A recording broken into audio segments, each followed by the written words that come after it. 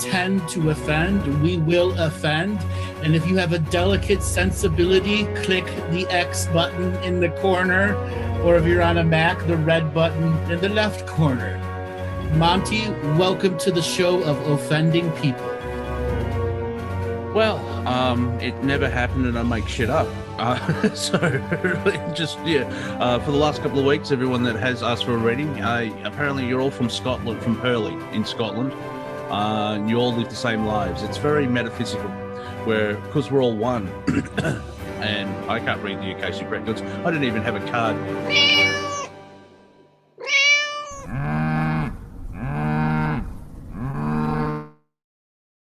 Meow, meow, meow. Meow, meow, meow, meow.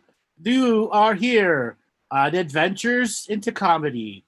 We are joined by my intrepid comedical co-host, Montesaurus Dean Rex, and the man from the Talamanca Mountains, Bruce MacDonald.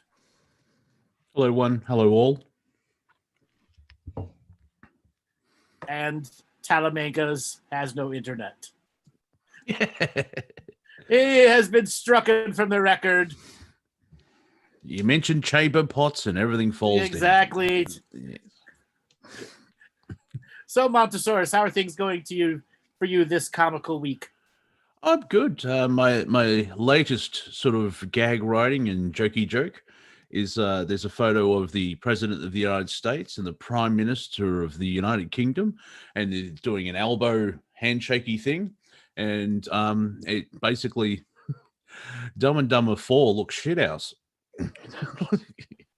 So I'm going to send Bruce a signal to unmute. Bruce, are you there? Yes. You have made it past the techno gremlins. Welcome to the other side. Thank you. You can start my video too. Oh well, look at hello, Diva. You have to there start. We go. There you go. There we go. Hey everybody. How's it going there? Pretty good, thanks. Pretty consistent here. Your sky looks pretty racist there, Bruce. It's very white. Dark skies matter, Monty. Dark skies matter. White skies matter too. Yeah, all skies matter. Oh, all skies matter. Damn you and logic. Were you really going to lead with the bedpan? I said wait 45. Yeah, there you go. See, look, that Dumb and Dumber 4 looks terrible. They know what I'm talking about. Yes, but that's the photo I'm talking about. There's a couple bedpanners right there. But I mean, it does look like a very bad version of Jim Carrey and who's the other chap? I can't remember. Jeff Daniels, yeah. Yeah, it does. It does, yeah. So yeah, waiting for that biopic.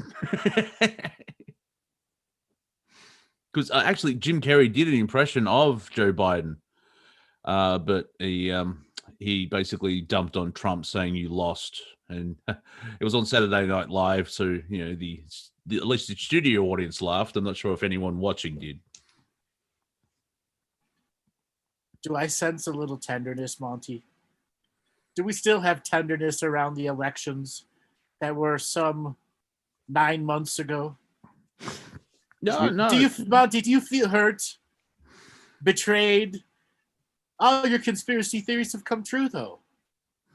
Yeah, well, we know it's clearly we're not allowed to check out if it was if there was any shenanigans. So to me, that's a red flag, and so there was shenanigans. Yeah, but there is every election. Why pick on this one?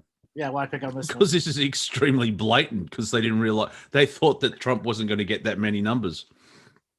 No. You go back to when the first election was stolen by Bush Gore won. That was stolen. That was fraud at the massive scale. Yeah. Yeah. This is not massive scale fraud. This is just fraud on all ends.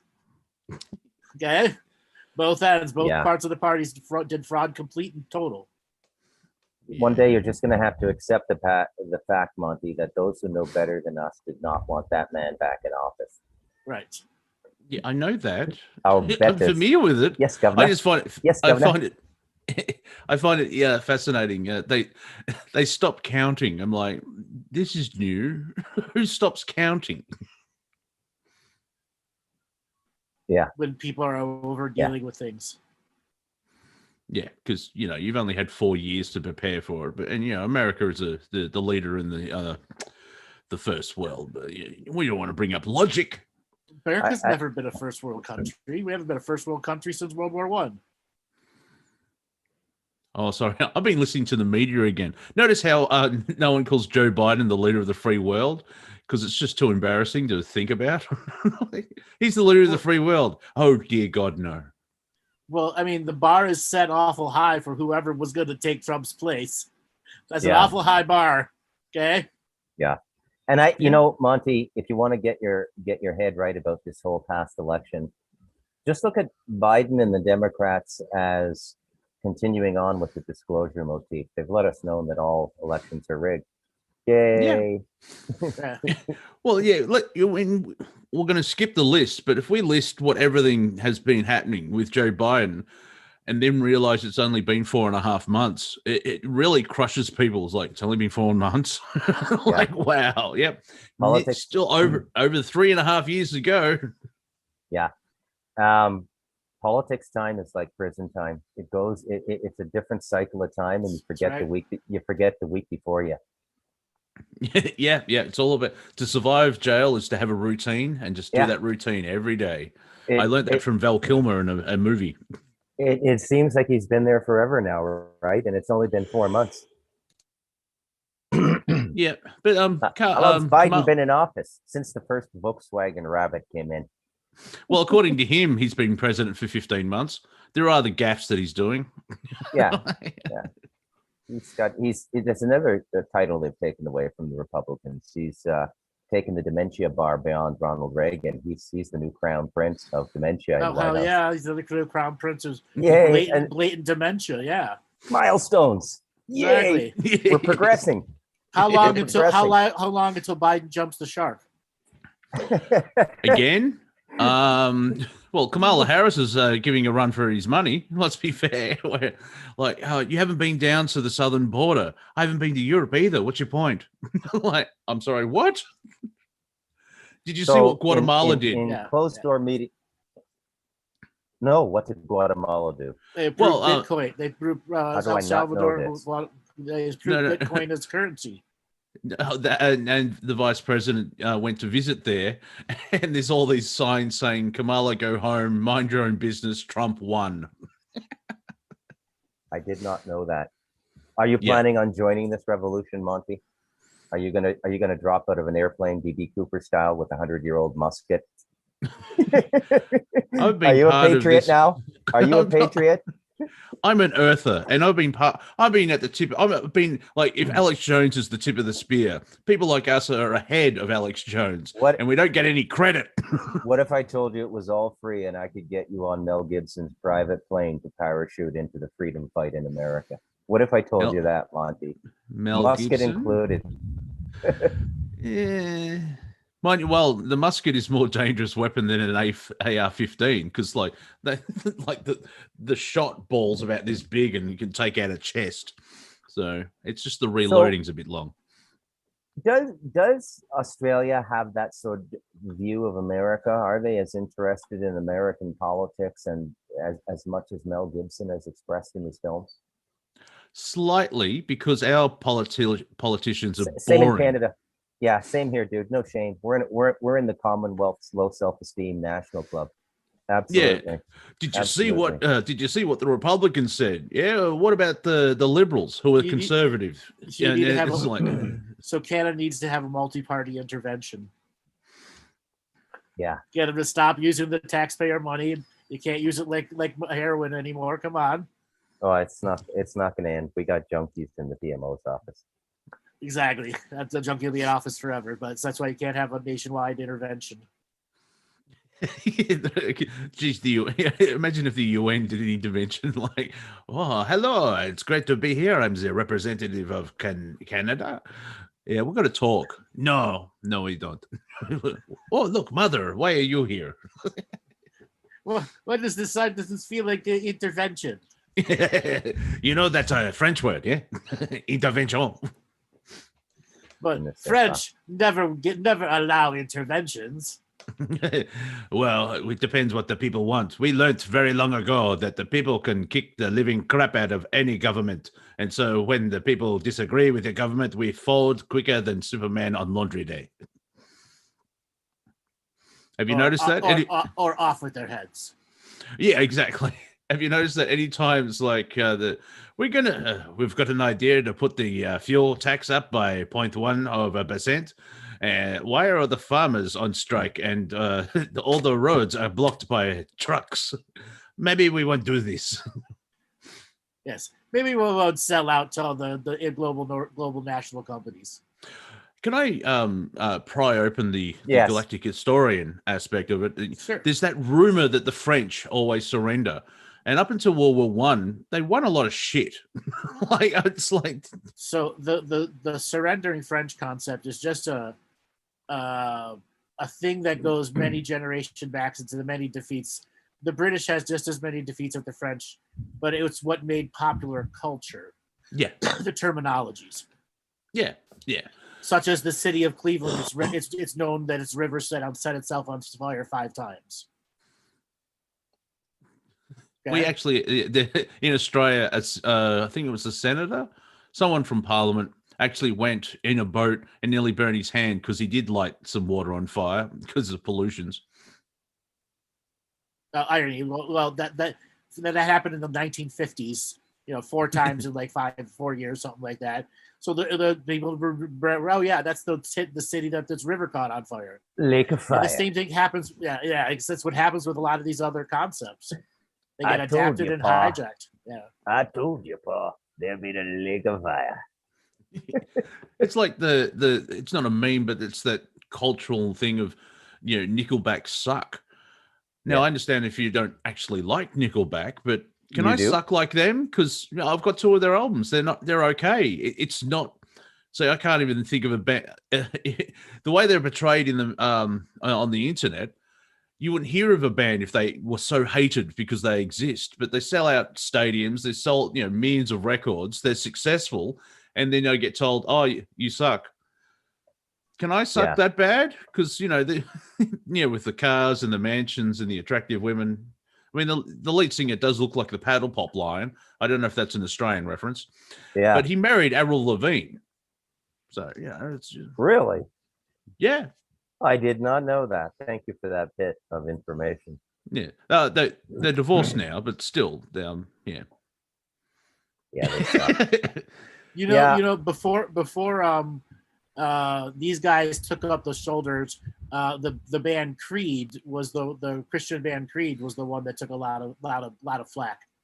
Everyone was a Creed hater, and then Nickelback won that title for the next band, the hater band. Yeah, Nickelback's Photograph song, which I can, because it's, this is a good song, so let's play it 800 times a day, and that would have pissed people off because you can listen to songs and then I can't listen to Pearl Jam anymore because I've listened to it my allotment. But they've got 7 albums or whatever, and you're judging it on by one thing. And also it's just like, well, people hate Nickelback, so I hate Nickelback. Have you listened to them? Oh no, not at all. Principle. Yeah, and then when they actually hear one of the familiar songs, oh, that is Nickelback. Oh yeah, I like that song. Yeah, or you show a metalhead one of the heaviest songs, and it's like, man, well, who's this? Nickelback. What? What? Blasphemy to my ears. Yeah. Because even the guys in Pantera were friends with Nickelback, and they went to their shows and stuff like that. And it's like, well, you're a Pantera fan, but you hate Nickelback, but Pantera likes Nickelback. So like meatloaf through a straw, so are the days of our lives. So, Bruce, let's bring you forward in your outdoor shot. What is it that you want to take the piss out of this month?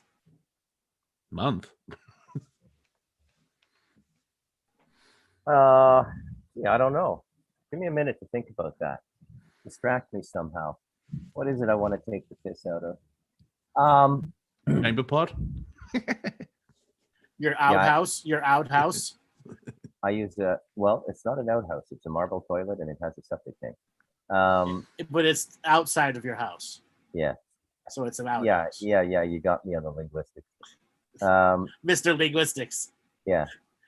So what's wrong with the path between the house and the Oh, it's a beautiful outdoor path. bathroom? It's a beautiful path. It's a concrete path with tiles intermittently put into it, non-slip tiles. It's just after dark, you got to be very careful moving around up here. That's when all the snake bites happen. People walking around, having a few beers, going through a field in their flip flops and stuff like that. So, yeah. So you're afraid of walking to your outhouse? Well, I wouldn't say afraid. I've just adopted, best practices. Local bush, Yeah. local bush. Yeah. Now, so I use a chamber pot. Yeah, like Al Swearingen in Deadwood. Not a good one though. And everyone, we need to send love and light energy to Bruce. He has a long time trauma with hot water heaters in Costa Rica. So we want to send him positive hot water heater dreams. I can see that backfiring though. I'll build a hot water system soon enough though. But yeah, you will. Exactly. They have a shower system here in Costa Rica that is an electrical hookup that goes right on the water pipe coming into the shower. And so it uses an element inside to heat the water as it passes through, and it comes out in a very fine mist. It's also nicknamed the suicide shower. And every year people get fried in the shower. So that's another little thing you're not going to read in the travel brochure of Costa Rica, folks, is the suicide shower. And even high-end houses use this kind of showering, but the only saving grace there is it's probably applied by a certified electrician. The problem with the suicide ones is the man of the house just puts it in, reading three pages of instruction, but not really understanding the underlying technicalities of electrical current near water. Well, the issues of man and its self-corrective courses of choice. Yeah. I have an idea for a hot water system. I have an idea for a whole water system up here that I'm going to get on in the next couple months. I'm not doing proper water gathering. All my water comes from the river now. Yeah, that's it. Yeah. Yeah. I wonder if they have, I'll bet you they have those in Colombia as well. You got to understand, folks, in a lot of parts of the world, hot water tanks are not normal, right? People don't have a central spot in a house where, they keep hot water to mix with cold water to form your perfectly temperatured shower. So that is a first world convenience as far as I know. But America has that, so you're kind of crawling into first world there, Andrew. Well, technically, hot and cold running water is what equates to second world. Oh yeah, it's already inclusive in second world. Yeah. Is there any second world left? Because I'm always familiar with the first world and third world. Where's the second world? Are the really small towns in between long spaces of places. The smaller towns on the larger properties. Yeah, that makes sense. It's not a national entity so much. Right. Yeah. They don't have the same level of trains or transport or government services. Oh, so basically rural Australia, Canada, and the United States. Rural United States. I'm in undocumented world. Yeah, he's fourth world. Neither first, second, or third. Undocumented world.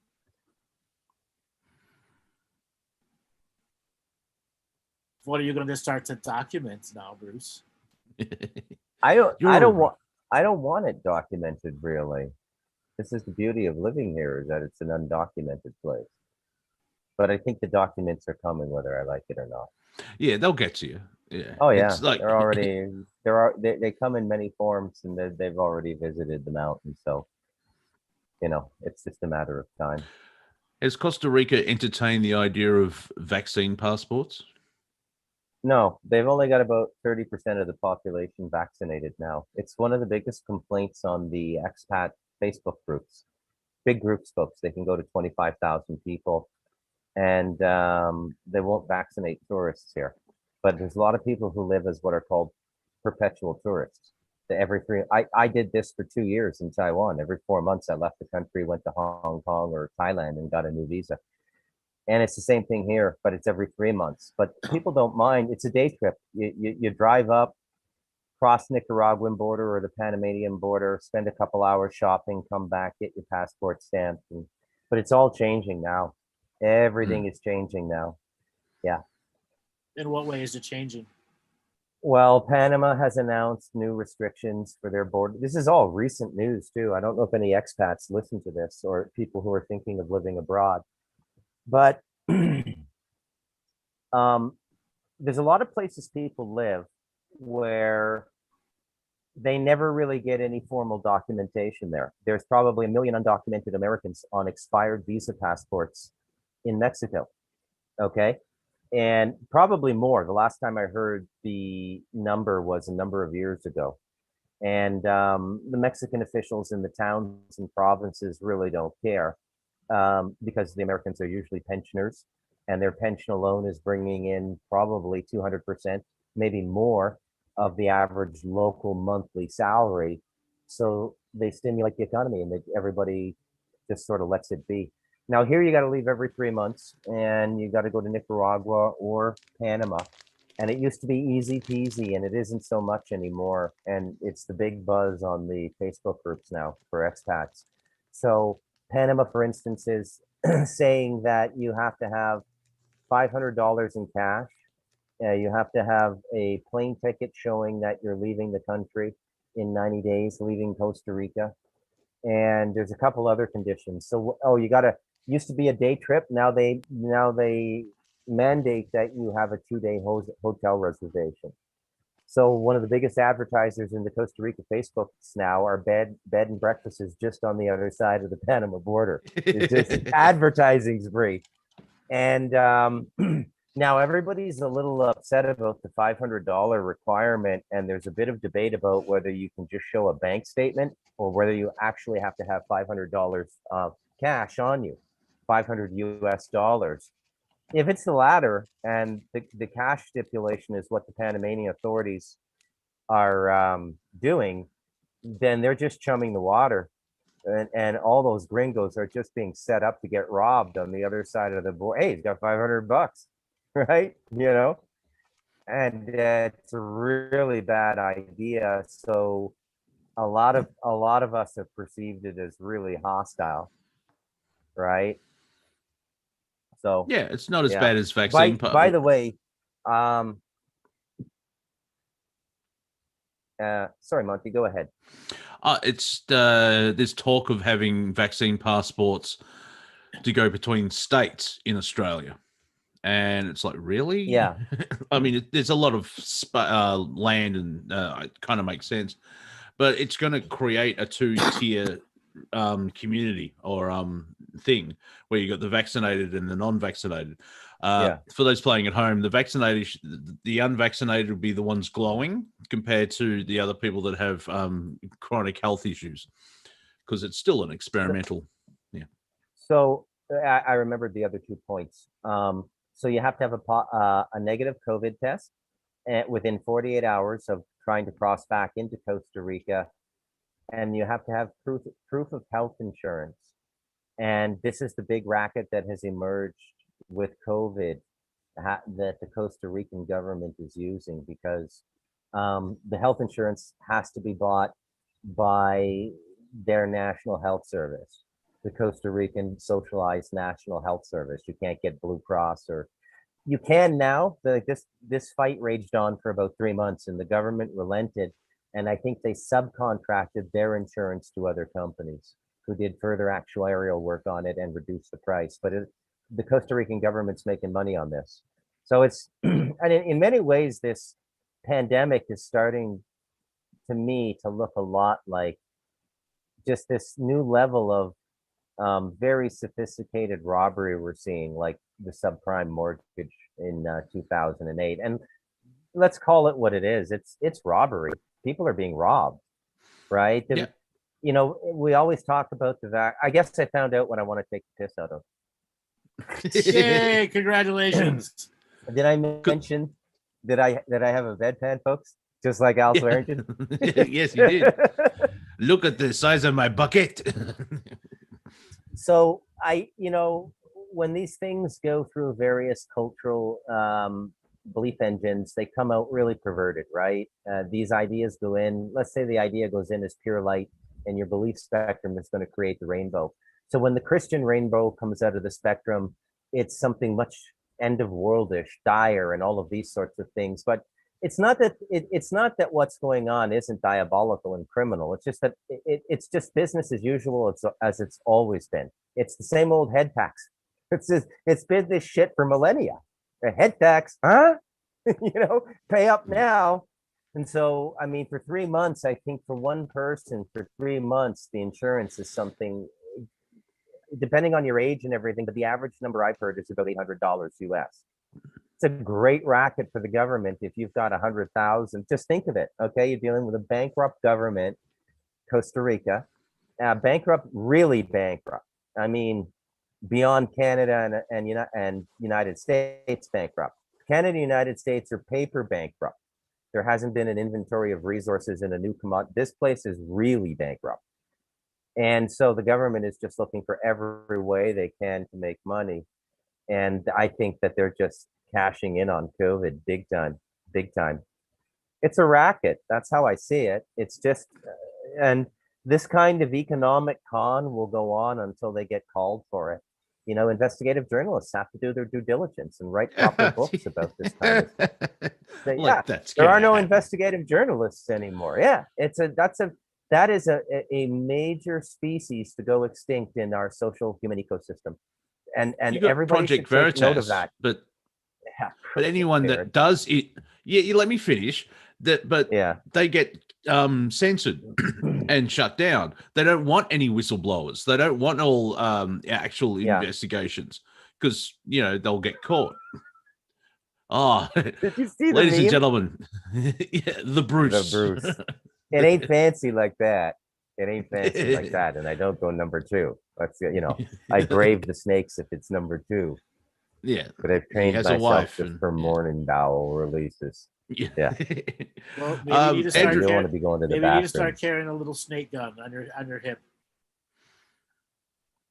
There's no such thing. Yeah, there are 22. Snake. Oh, yeah. I don't know. The snakes we have to worry about. The snakes I worry about. You don't know if it's a worm or a snake at first. They're that small, but they're the most dangerous. Just stomp. That's how we survive in Australia. We just make a lot of noise, and the snakes get scared and go away. Yeah, vibration helps. Yeah, absolutely. But I think the snakes know it's nighttime as well. Yeah, till you run into the ornery ones. Yeah, obviously, the best way to survive with animals is to leave them alone. It's that kind of eco balance. But if you go around going poker, poker, poker, oh, it attacked me. Really? There's no connection. You went up and poked it in the eye. Then you wonder why I got angry. Andrew, are you familiar in the United States that apparently it's Blackwater? They're buying up a lot of, I saw a bit of this, that they're using taxpayers' money, paying for more than market rate of houses. And so actual taxpayers can't buy properties. Yes, it's called cornering the market. Yeah. Interesting they're doing it right now. Yeah, they're trying to rape as much as possible, just like Bruce said. The theft is going on right now. Is that desperation, or are they taking an opportunity? No, this is targets of opportunity before there's a global narrative change which says a stock economy bad, scare for 2-3 months, stock economy better, go back to normal. So they're not going to flip over to a digital currency? No, they won't. Okay. Well, El Salvador just approved Bitcoin as its national currency. We'll see how that takes off, if it's used for advanced money laundering or people start making local accounts, validated accounts with it, like so even your food and tip and stuff on it. Let's take a moment and catch up on El Salvador. He's on fire today, that Robert.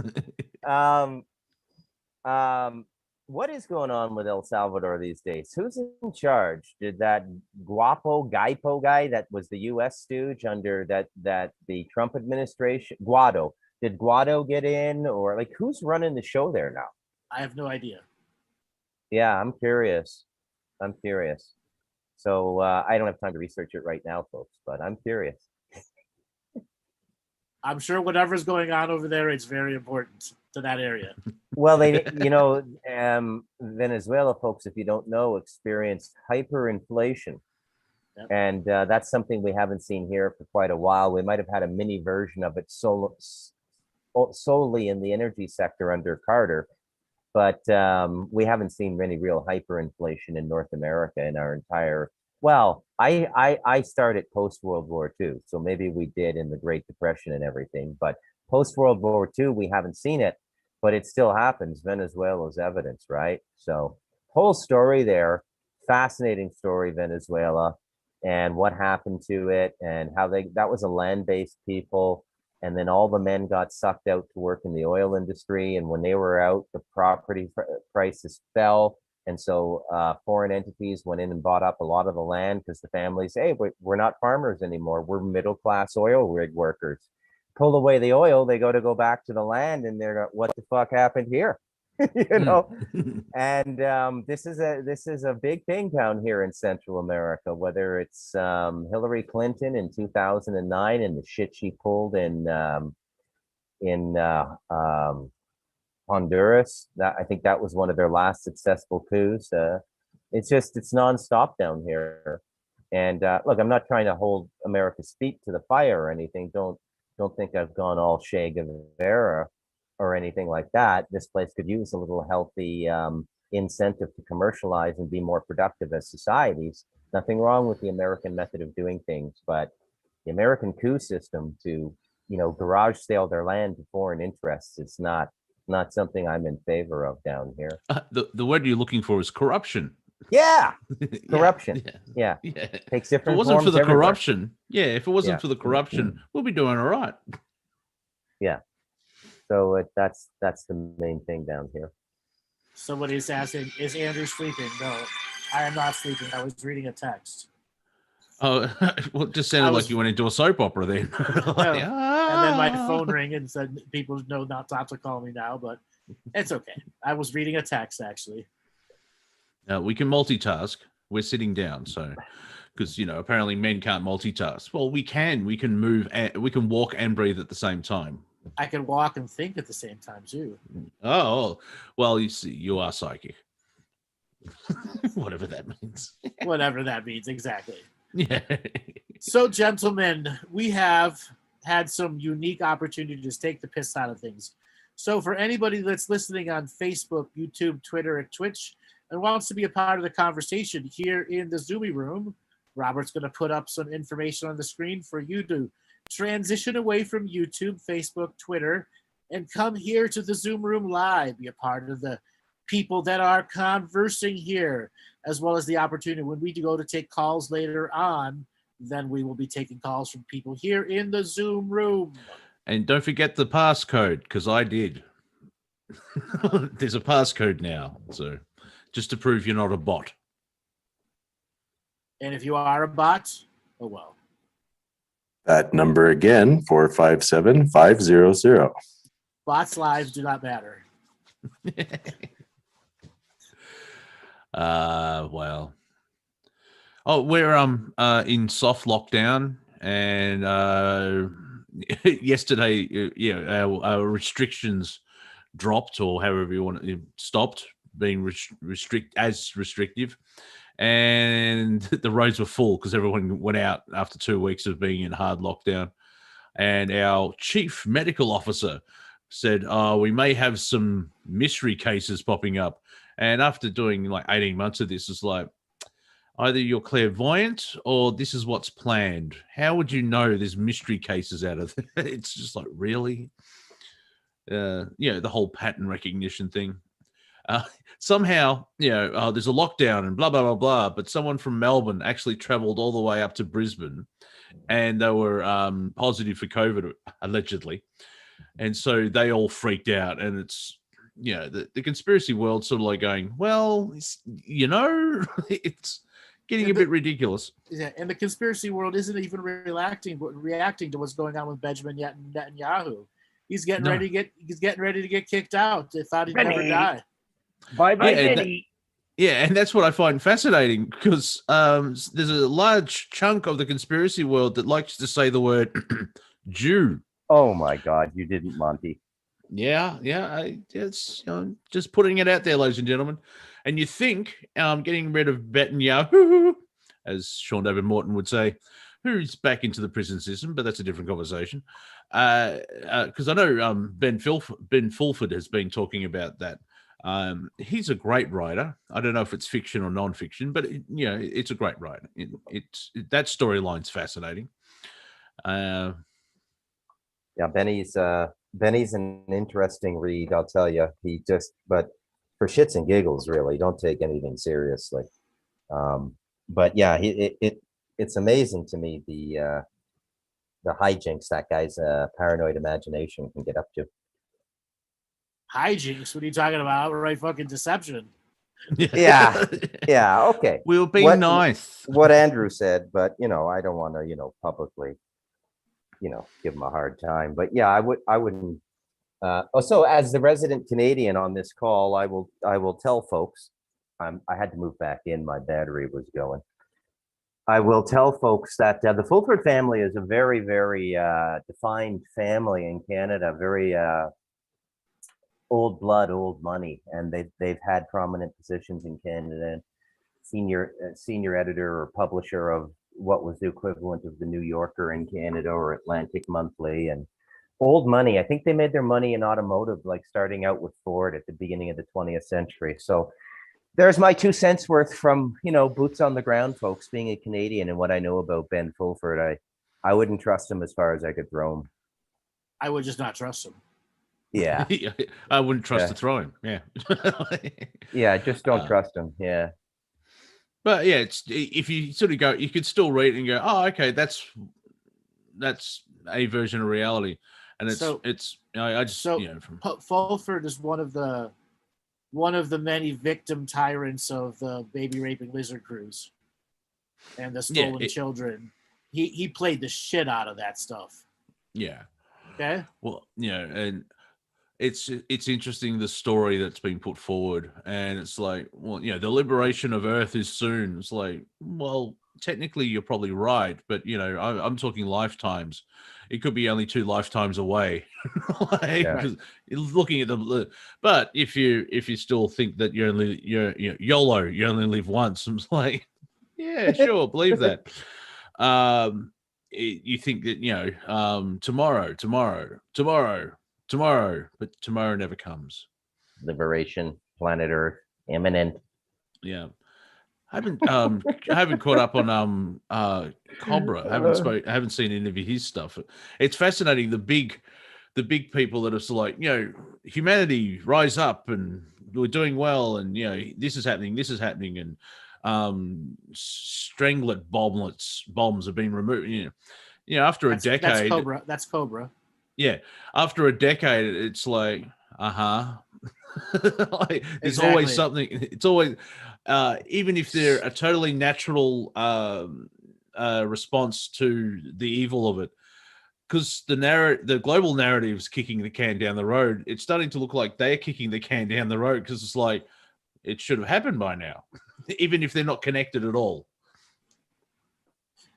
There's going to be a whole bunch of women having issues with shoes coming up. I'll simply say that. Dragon Society. Yes. Yeah. Old Fulford. He did a lot of disservice to people. Yeah. Studies show that if there was an economic collapse in 2 weeks, would go to a Mad Max model. I think that's not really a projection. That's a hope from certain people. Yeah. Because most of us, there'll be disruption. However, it's like, oh, there's going to be 10 days of internet darkness. Have you turned off a Wi-Fi and seen what teenagers react in 3 minutes? Like, can you imagine the internet going down, which I think is physically impossible because it's so decentralized. It's just fascinating where, there'll be a fake alien, and it's an alien invasion. How would you know that one's coming? So obviously something's up. And as I keep pointing out, if they use Project Bluebeam, it's like the government, look, these aliens are now part of us. The rest of the galaxy is going to go, who are these people? Can you introduce us? Yeah. And I would have to rename it Project Blue Ball. Yeah. Nearly there. Nearly there. Come on, you're nearly there. You can be a fake alien, can't you? No, you can't. You're a fucking Muppet. Damn it. I've seen better CGI in a Marvel movie. Exactly. Damn it. The BBC did it with a bucket and a fucking mop and a mop head. Come on. I saw a better story in the 1970s on Doctor Who with the set shaking and buckets and bit of tinfoil than this shit. Exactly. And it was far better theater for me. Yeah, I can rewatch that. Exactly. Storytelling. So, but if they're just going to kick the can down the road and question for you, Andrew? Economically, there has to be a shift somewhere, because if it's if 2008 the system shat itself, it can't continue on the same way, can it? Yes, it can. People shit themselves all the time and move on, don't they? So there'll be in a certain way, there's going to be an economic loop where it's constantly, we're about to collapse. We're about to collapse. We're about to collapse. We're about to collapse. We're about to collapse. Everyone to rob ahead of time. Yes. This is the legal robbery time. Yeah. Okay. They're setting up all the vulture companies to be vultures and the zombie companies to be zombies. Yeah. Good. With the imagine if we're looking at 17% of all the stocks on the market are fake. They're not even real companies or products. Oh my God. Do you think fraud is that deep? Like this would double down on subprime mortgage? I think this has been in the stock market for a very long time. Now that would be bad if that's exposed, because for economic flow, and they run the systems to, like, if there's 3% movement, there's absolute terror. There isn't much of a buffer. They've pushed everything to the edge of running the system, where 5% apparently is a lot and it could destroy countries. It's like, what are you people doing? It's like, it's not a perfect system. You're dealing with humans. We're flawed. Stop that. And everything is down to, like, the food supply chain's only 3 days and bullshit like that. Like, really? Everything's so economic that, we'll run this horse into the ground and then wonder why it died. Well, it's also poor vision and planning for a country and a local government too. Yeah. Like warehousing, stockpiling. And I don't mean like in a bad, The one good thing over the last 18 months is, like, preppers don't look that nuts anymore. Yeah. So I mean, there's so many contradictions when you look for them. There's so many holes in the narratives, whether we want a Swiss cheese to Trump Q17, 17th book of the Bible bullshit psyop, or we want to go to the left and say, oh, okay, so digital currency is part of the Green New Deal. Have you looked at the amount of energy required to sustain a digital economy? Literal physical kilowatts? I mean, it's unprecedented. There's no industry like it. Used to be large grow-ops. Now it's digital currency. So how can that fit into the Green New Deal? Windmill-powered money, folks. I shouldn't even give them ideas, because it'll probably find its way. Yeah, it's a fun part of being a comic where I'll say a joke, and then 2 weeks later it happens. And especially now where, like, even Babylon Bee, I can't remember who they were taking a pot shot at, where the Bidens get ideas from Babylon Bee, and it's a Babylon Bee article. Like, Even to the Tidiana McGrath has been proven right, where she puts forward she's a parody for it's just great when people discover her and they freak out, and you just see I have to keep writing this is a parody account, a good one. It's written by Andrew Doyle. But when Tidiana puts out a tweet where I can't think of an example, but 6 months later it actually happens. Like, this would be funny, and then the Prime creator's like, yeah, do you know what would be funny is if it came true? And then it's scary where just some of the weird shit that's out there. We live in interesting times. Stupid Chinese. The ancient Chinese curse of may you live in interesting times. Yeah, but when haven't they been interesting? 1957. Yeah, I was going to say it was a Wednesday in July 1957. Very boring. Yes. Yeah, exactly. Boring day. Yeah. Very boring day. And in fact, it went down as the most boring day in history. I do like your effect there, Andrew. It looks like you've got a horn coming out of your shoulder. Your wing showing. There we go. My wing showing. Yeah. There we go. So, like, I'm thinking maybe it's been interesting for the last 12,000 years. So, before that ice age, if that's right, because history's full of fucking holes as well. Swiss cheese. So is that grilled Swiss cheese or just melted Swiss cheese? Yeah, is there bacon? You can have lettuce, like egg. It's got to be grilled Swiss cheese, not melted. Yeah. You've got the bacon, lettuce, tomato. Put some egg in there. Don't have a BLT. Have a belt. Exactly. A belt: bacon, egg, lettuce, and tomato. Yeah, have a nice thick bread, a belt with cheese. Oh, heaven! Also, you could have a heart attack, but what a way to go! Yeah, I totally agree with that.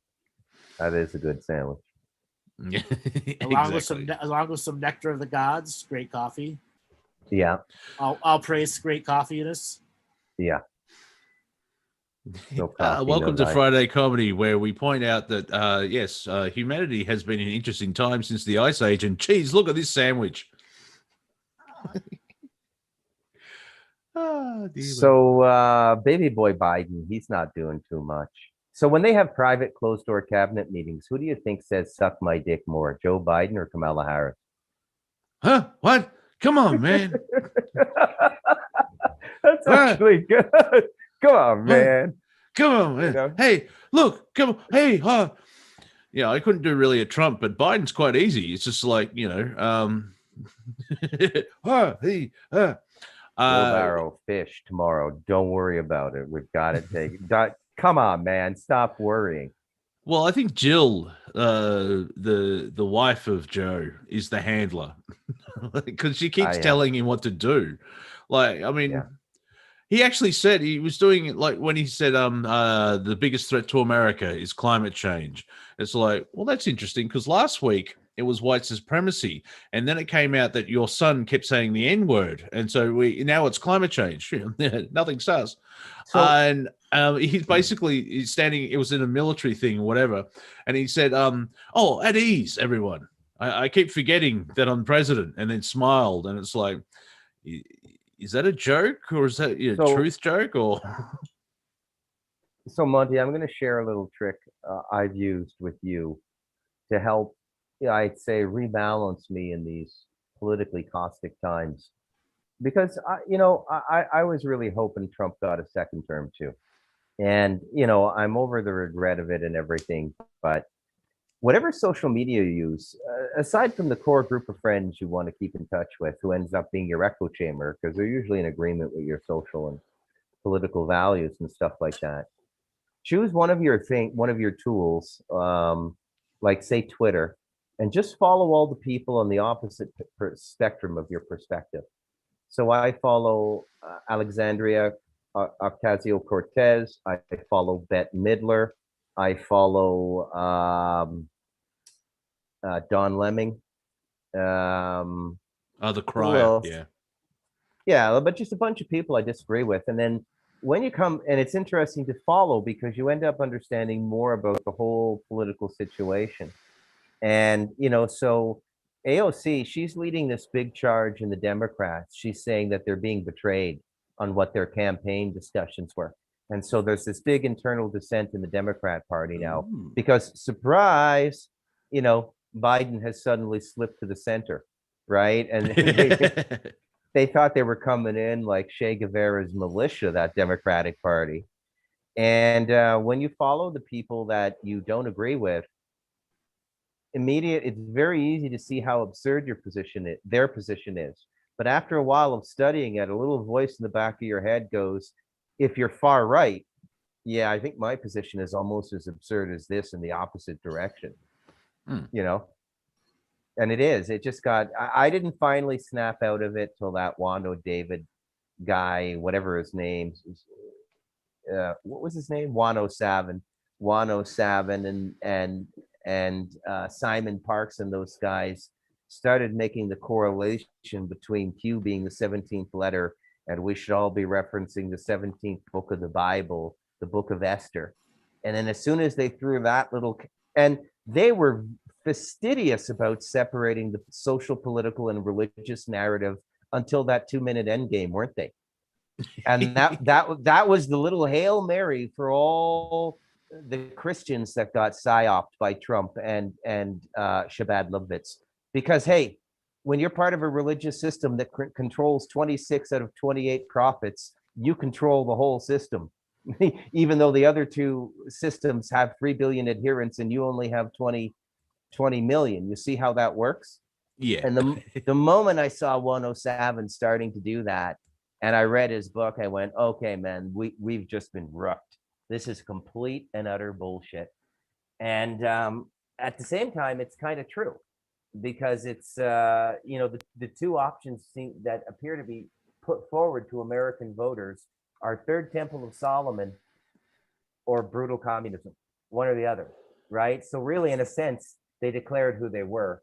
So I'm hoping Americans find a middle path again. Maybe it's going to take a new party, but they're so wed to a two-party system. I don't see how a new party could come in now, right? It's also you could even look at it as a mono party where they're all in concert and they're kicking the can down the road. Yeah. Hey, all right, thank you. Round 2. Round 2. I like people. How do you know so much about American politics? I know I'm Australian. I have no idea about Australian politics, but I watched The West Wing, and it's fascinating that what did this president achieve? Oh, they got a bill through. One bill in 8 years. Everything's so slow. They got two incredible actors. Yeah.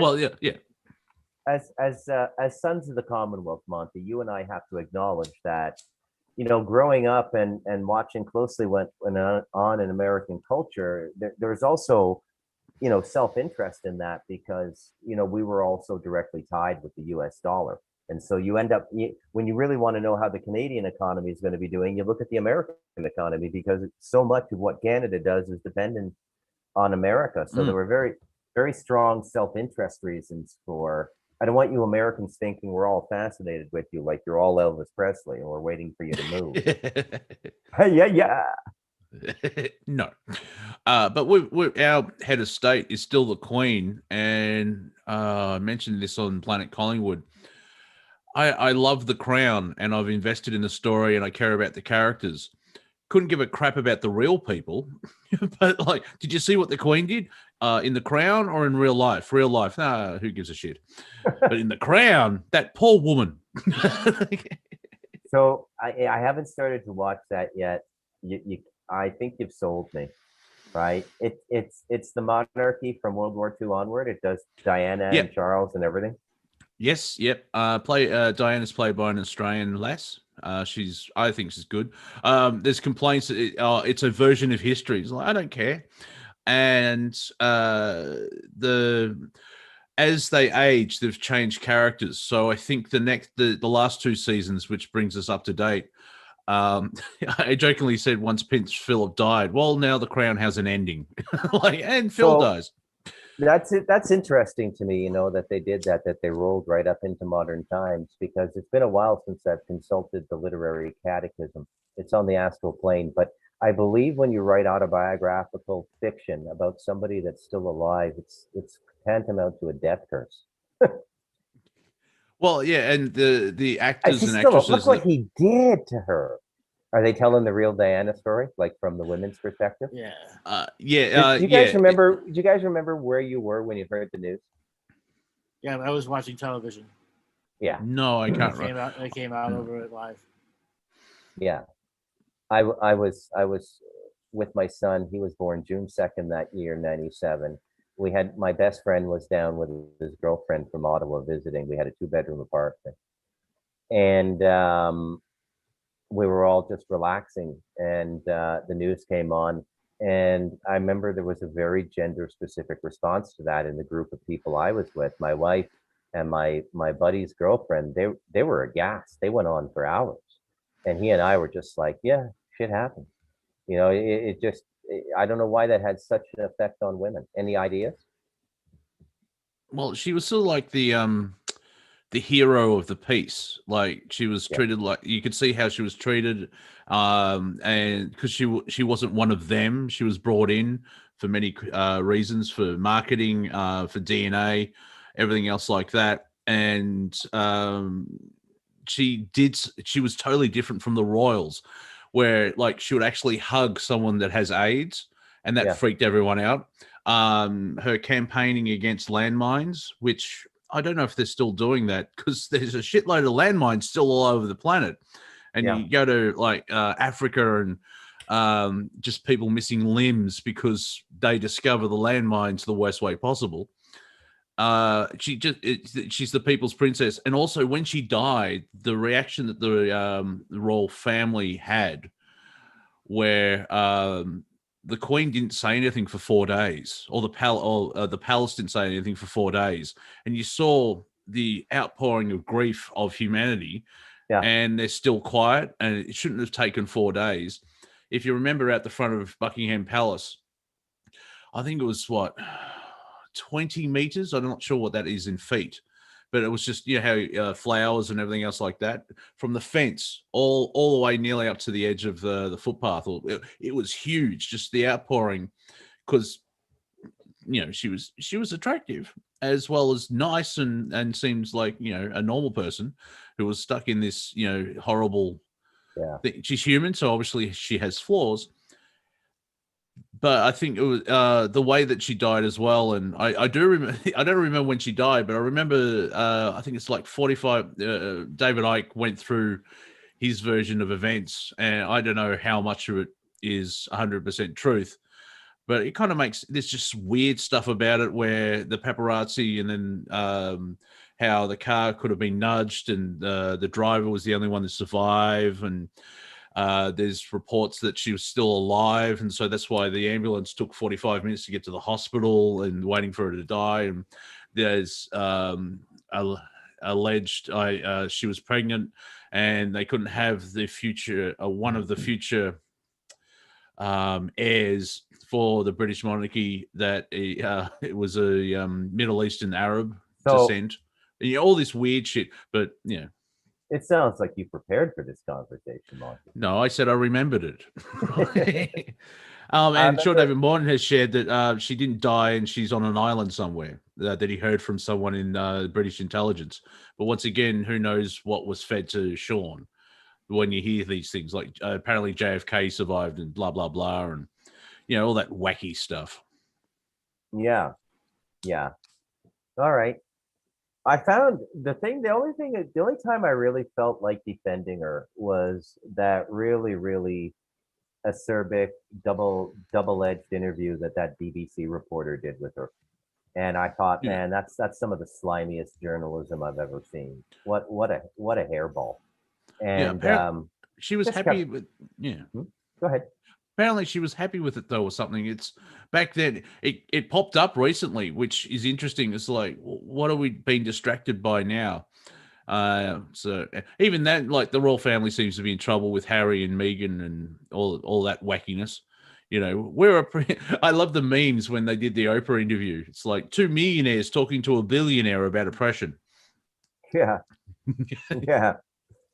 True that, Monty. Anyways, that's all we wanted to know about the Royals. In my opinion, Monty, going back to the 4-day wait, in the criminal world, delayed brief is called getting your story straight. Yeah. It's even what are we gonna say? How should I look? What are we gonna say? Yeah, the movie The Queen, which is what's her name? Miriam Helen Mirren. Yes, yeah. She played you can see why she got all the accolades for it.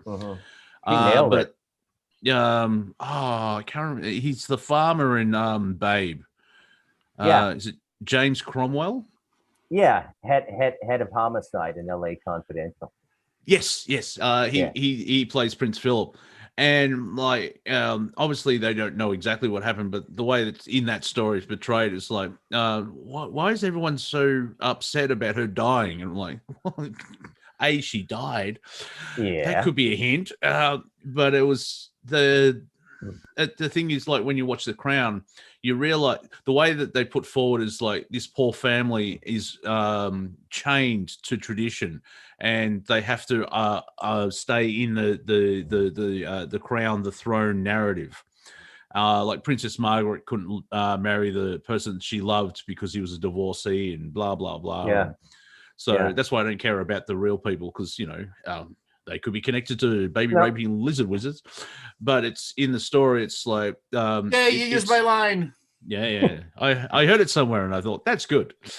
It's they're showing, like, being a king and queen sounds good, but it's like when if you want to be president, you only get 4 hours sleep. There's lots of paperwork to be king and queen.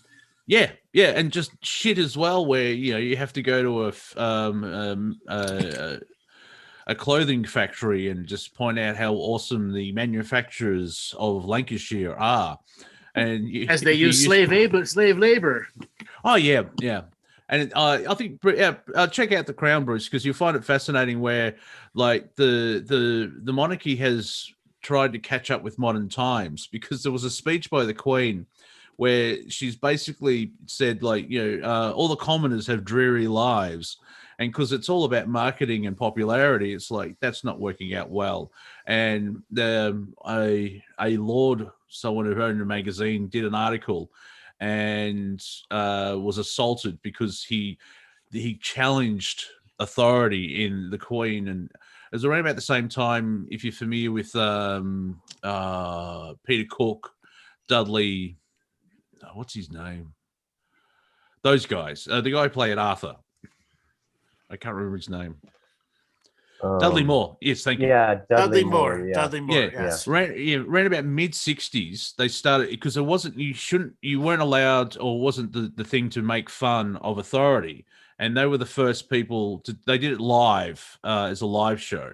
And they started attacking the Prime Minister because Peter Cook could do an impression of the current Prime Minister.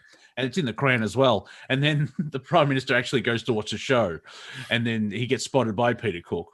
And since from them, you could see, like, the goons were slightly earlier, but they were just making fun of just anything, because 2 of them were army guys, and they saw how ridiculous everything was in the army. Like, actually, Spike Milligan met Harry Seacombe, where Harry Seacombe walked into a tent and said they were looking for, like, a howitzer gun, sort of anti-aircraft, whatever. And like, have you seen this gun? And Spike Milligan's gone, what color is it? And that's when they became friends. They had the same wacky sense of humor.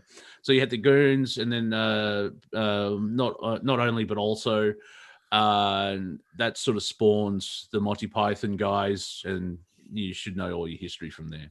Yeah. So is the Queen and the British monarchy, is it a spectacle in Australia? Yeah, when they turn up. No one really cares until they turn up, or if there's a royal wedding or a funeral. There's still that, dare I say, mind control, brainwashing of, like, these people mean something. And it's tradition. And I remember people arguing on Twitter when Prince Philip died, where a lot of the leftards were going, "Good, he's dead. I hate that Nazi," and other people defending him like, "He was a good man. He fought the Nazis." And I thought, well, so did Stalin. What's your point here? So, like, you know, it's just fascinating with our betters and blue bloods and the separation. And may I have some more? yeah, basically, yeah, Lisa. but. Yeah, our prime minister said in the 60s, I just saw her. Robert Menzies was a massive monarchist, and I just saw her passing by. And it's like, why? They're waiting till Australia. They're waiting for the Queen to die, and then we'll probably become a republic, because we can't upset. Oh, we don't want to upset Liz. Before she dies, we'll wait till she dies and then announce it. Yeah. Who gives a crap about Charles? She did a visit, I think, with Philip in 1986, and in Sydney. I think they came here by boat, and they were getting off, seeing the crowds for the first time. Someone had a massive banner. It's very Australian. It just said, "G'day, Betty."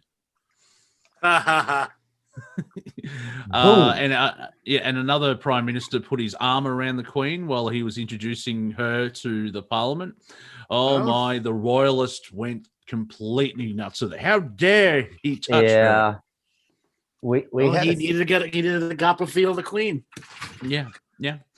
Because the whole basis of why is she Queen?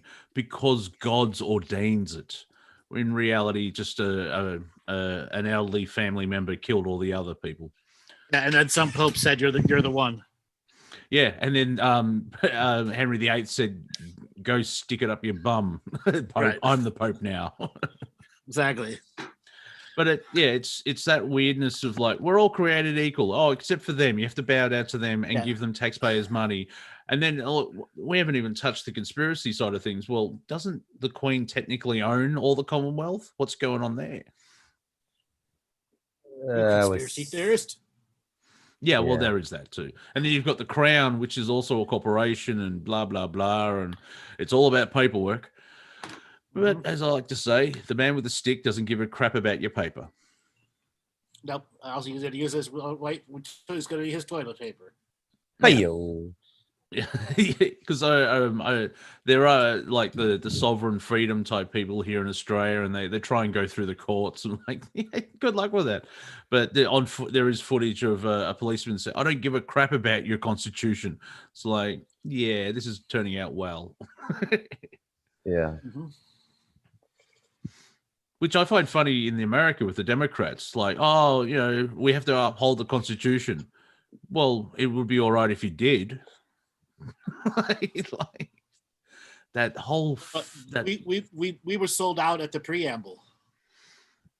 Well, which bit? What, we the people? We the people. Yeah, we the people. The whole Spendthrift Trust. Mm.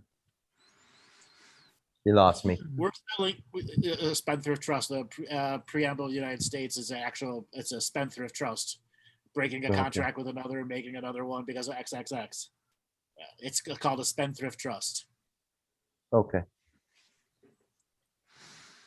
Yeah. Without delving too deep, it seems like a good piece of paper. You did have to fund the revolution. The money had to come from somewhere. There wasn't a central bank. Okay, there had to be a guy on the other end handing out the coin. Yeah. Yeah, didn't the British come back in 1812 and nearly burn down the White House? They did burn the White House down. Oh yeah. But as they were burning the White House down, a mega hurricane came and destroyed the British camp. Oh, nice. Because Jesus is on our side. I find it fascinating. Like, we won against the English. Then why did they come back 30 years going, "Where's our money, bitch?" Pretty much. Yeah. Fun times. And just quickly, I just want to reiterate. I'm all for reparations for slavery as long as there are 98% First Nations tax. So you'll only get 2% of reparations because everything else will go back to the Native Americans. So when do I get my reparations? You're all thinking, what are you talking about? I'm Greek. My civilization has been under slavehood for 700 years, almost 1,700 years. All right. Yeah, how many people conquered Greece? Yeah. Well, I'm British, and I think I beat your 1,700 years by a couple of decades. So does basically all of Europe sue Italy? Yes. Yeah. Okay. Including the Vatican. Well, actually, yeah, the Roman Empire is still around. They moved from political to religious. So, I mean, yeah, it's the poop. The infallible Pope himself. Yeah. I actually shared a meme where it's native tribe just sitting along and living in peace, and Christianity, and it's got that photo of the Pope looking through a window at a door, and he's looking very creepy. And someone shared it, and someone commented underneath the share where it's like, he's not Christianity, he's blah blah blah. It's like, yeah, you're missing the point. Like, Robert, can you pull up a map of the Mediterranean Ocean and put it on the screen? It's a sea, Andrew. Sea. Thank you, Mr. Grammar Nazi. Jawohl, yeah. You shall pass, yeah. You have the right paperwork now.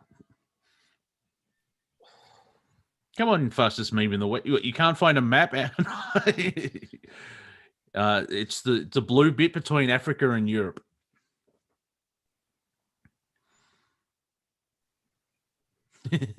Topography, yeah. Robert might not be there.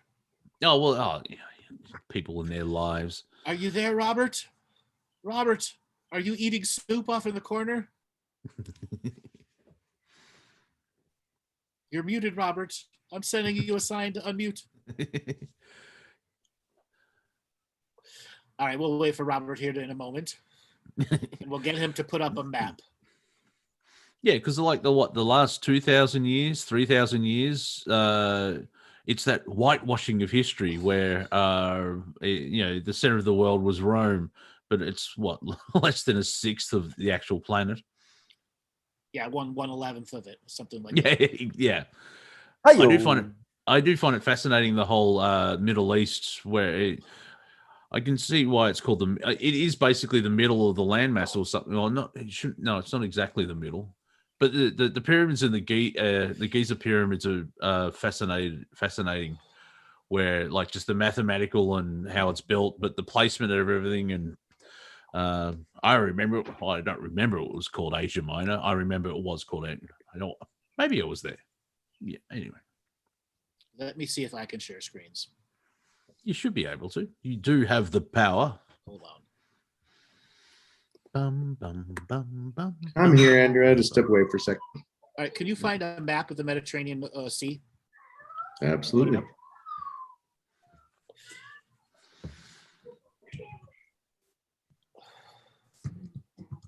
Yeah, because those wacky Romans just, how did they get to Africa? Well, they could have walked. It just follow the coastline. It's like the Chinese got to Africa. Well, that's pretty unplausible. Not really. You just, if you're in a boat, follow the coast. Why is it hard for people just to get basic ideas? Because of stupidity. Yeah. Hey, there we go. The Black Sea. Oh, that's racist. Yes, the Black Sea. Now, can you zoom into Turkey, where the Straits of Bosphorus are? Oh, yeah, the land bridge there. Yes. So the whole Mediterranean, it's got Gibraltar, the Suez, and the Straits right there. That's what controls the Mediterranean. Yeah, so the canal and the Bosphorus were choke points, and then the wider bit of the Gibraltar, yeah. Yes. Now, wars have been fought for that and control of that. And islands like Malta were absolutely necessary stops along the way. As well as they had their own magical value to them. Oh, see the Dardanelles? That's where Australian military history but was formed because of Gallipoli, and that was it was basically to block that trade route, or if you want, or sea lanes that Winston Churchill thought of, and the British landed all the troops 1 mile off course. Instead of flat ground, it was vertical cliffs. So yeah, wonderful. Good old Winnie. All right, can you go on to the island of Malta now? Where is the island of Malta? Oh, there. Okay. Oh, down there. Yep. Now, can you zoom in a little bit on Malta?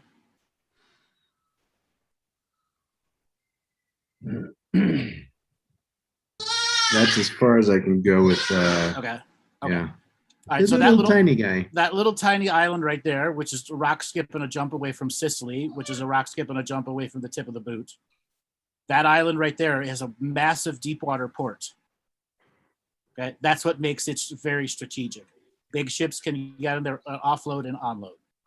Yeah. Okay?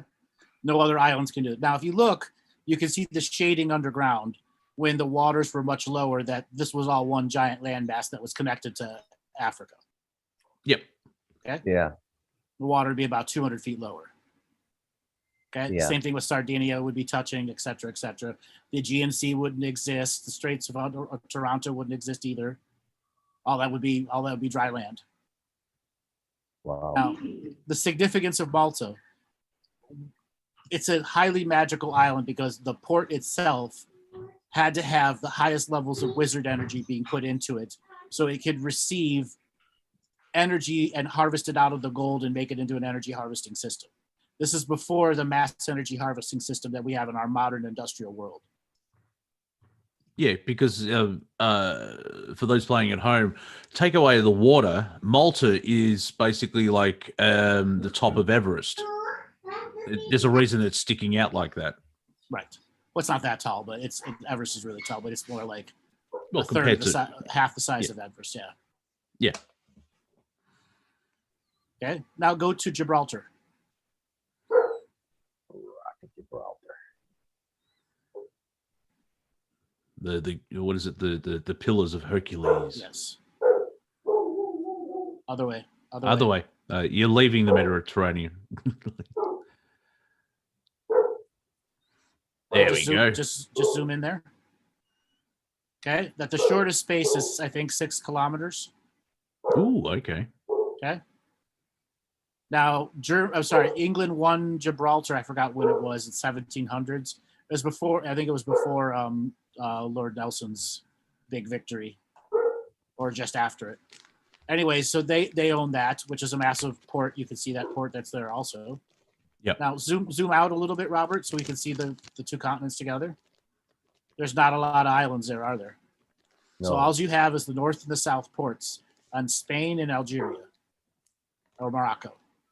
Zoom out a little bit more and make a so we can see more of the map to the right. Then you can see these islands that are starting to come in. Of all the tin joints and all that. Yeah. Oh, that's where Ibiza is, or Yes, Isba. Can you zoom in there? What was the name of it? That big Ibiza. island, that big island right there, Ibiza. Ibiza. Yeah, that one. Right there. That's where all the English go to get really shit-faced and listen to techno music. Right. So go on, Pete, don't. Okay, zoom out a little bit and make a hard right turn. Okay. Right there's good. There's a town called America. Or is that Murcia? All right. Now, the difference between Ibiza and the next big island, long distance. Okay. Now, all of the interior aspects of the Mediterranean were controlled by Britain for the most period of the modern government. Straits of Bosphorus, even though they were run by the Ottomans, they were still fully operated by the British governments, the British banking systems, because the Ottomans went totally bankrupt after World War I. That's why they weren't part of World War II. Ah, yeah. Well, that's karma for doing genocide in Armenia. Okay.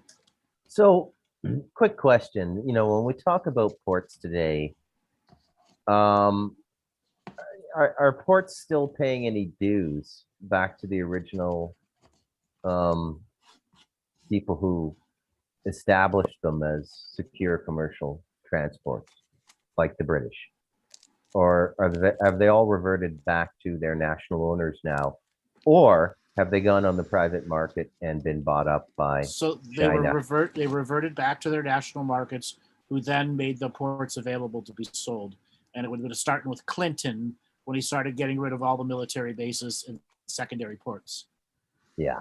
Yeah, here in Australia, the port of Darwin is either rented or sold to the Chinese.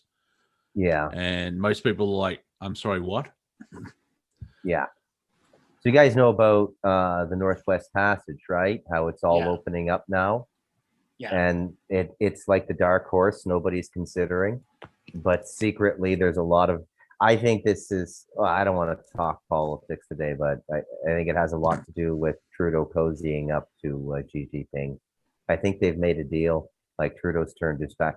He's taking Canada into a future with economic partners that are not security copacetic with the Americans. Let's put it that way. I don't think he's got a choice. The Americans have showed him what? Complete total chaos. I agree with what Andrew said. Okay. He dragged the liberal out of me there. But yeah, so a new world is forming, right? As the old economy dies, it's only as horrible as your position in that old economy and your refusal to let go of it, not adapt, improvise, and so this is what I'm going to say about Northwest Passage. There will be ships that get frozen in. Ice falls over in a day. Russians now have 10 nuclear-powered icebreakers. So theoretically, they can keep the strait open. But how do you tax it? Yeah. Where do you tax it from? Excellent question. How many countries are going to run it? Yeah. Okay? Who's going to do economic support if there's an oil accident up there? Who's going to support the cleanups, et cetera, et cetera, et cetera? Yeah, and so this explains why people have been saying and doing weird things in the last decade. So China has made a point of declaring publicly, and what I mean by publicly is they release it through their official media and announce it to the world. Beijing considers the Arctic unowned territory. Canada has always, under the old NATO Bretton Woods money system, been the de facto custodian of the Arctic. That's right. Russia went in with a mini sub, or not a mini, but a smaller sub. They went to the base of the Arctic and they planted a flag, and then they did a video about it and distributed the video, clearly saying, we claim the Arctic. And our leadership, we're not a militarily strong people, right? And it's so we need a partner. So what we have is a legitimacy. We have to take the standpoint of the betrothed here, and we have to find a strong suitor to protect our interests, because Daddy left us the Arctic. Well, if you could find a map that shows the Russian side of the Arctic, Robert, you'll see the other part of the Northwest Passage, which is what Putin's trying to put forward. So there's a continuous passage from into all of the northern ports into access to lower transport systems, not just on the Northwest Passage, but trains going south.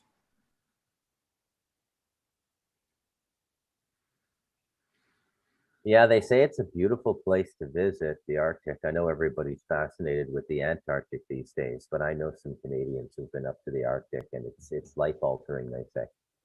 On par with the Talamanca Mountain. Yep. So there you go. There's the Northwest Passage via Russia. Yeah. Oh, that's where Iceland is from England. Okay.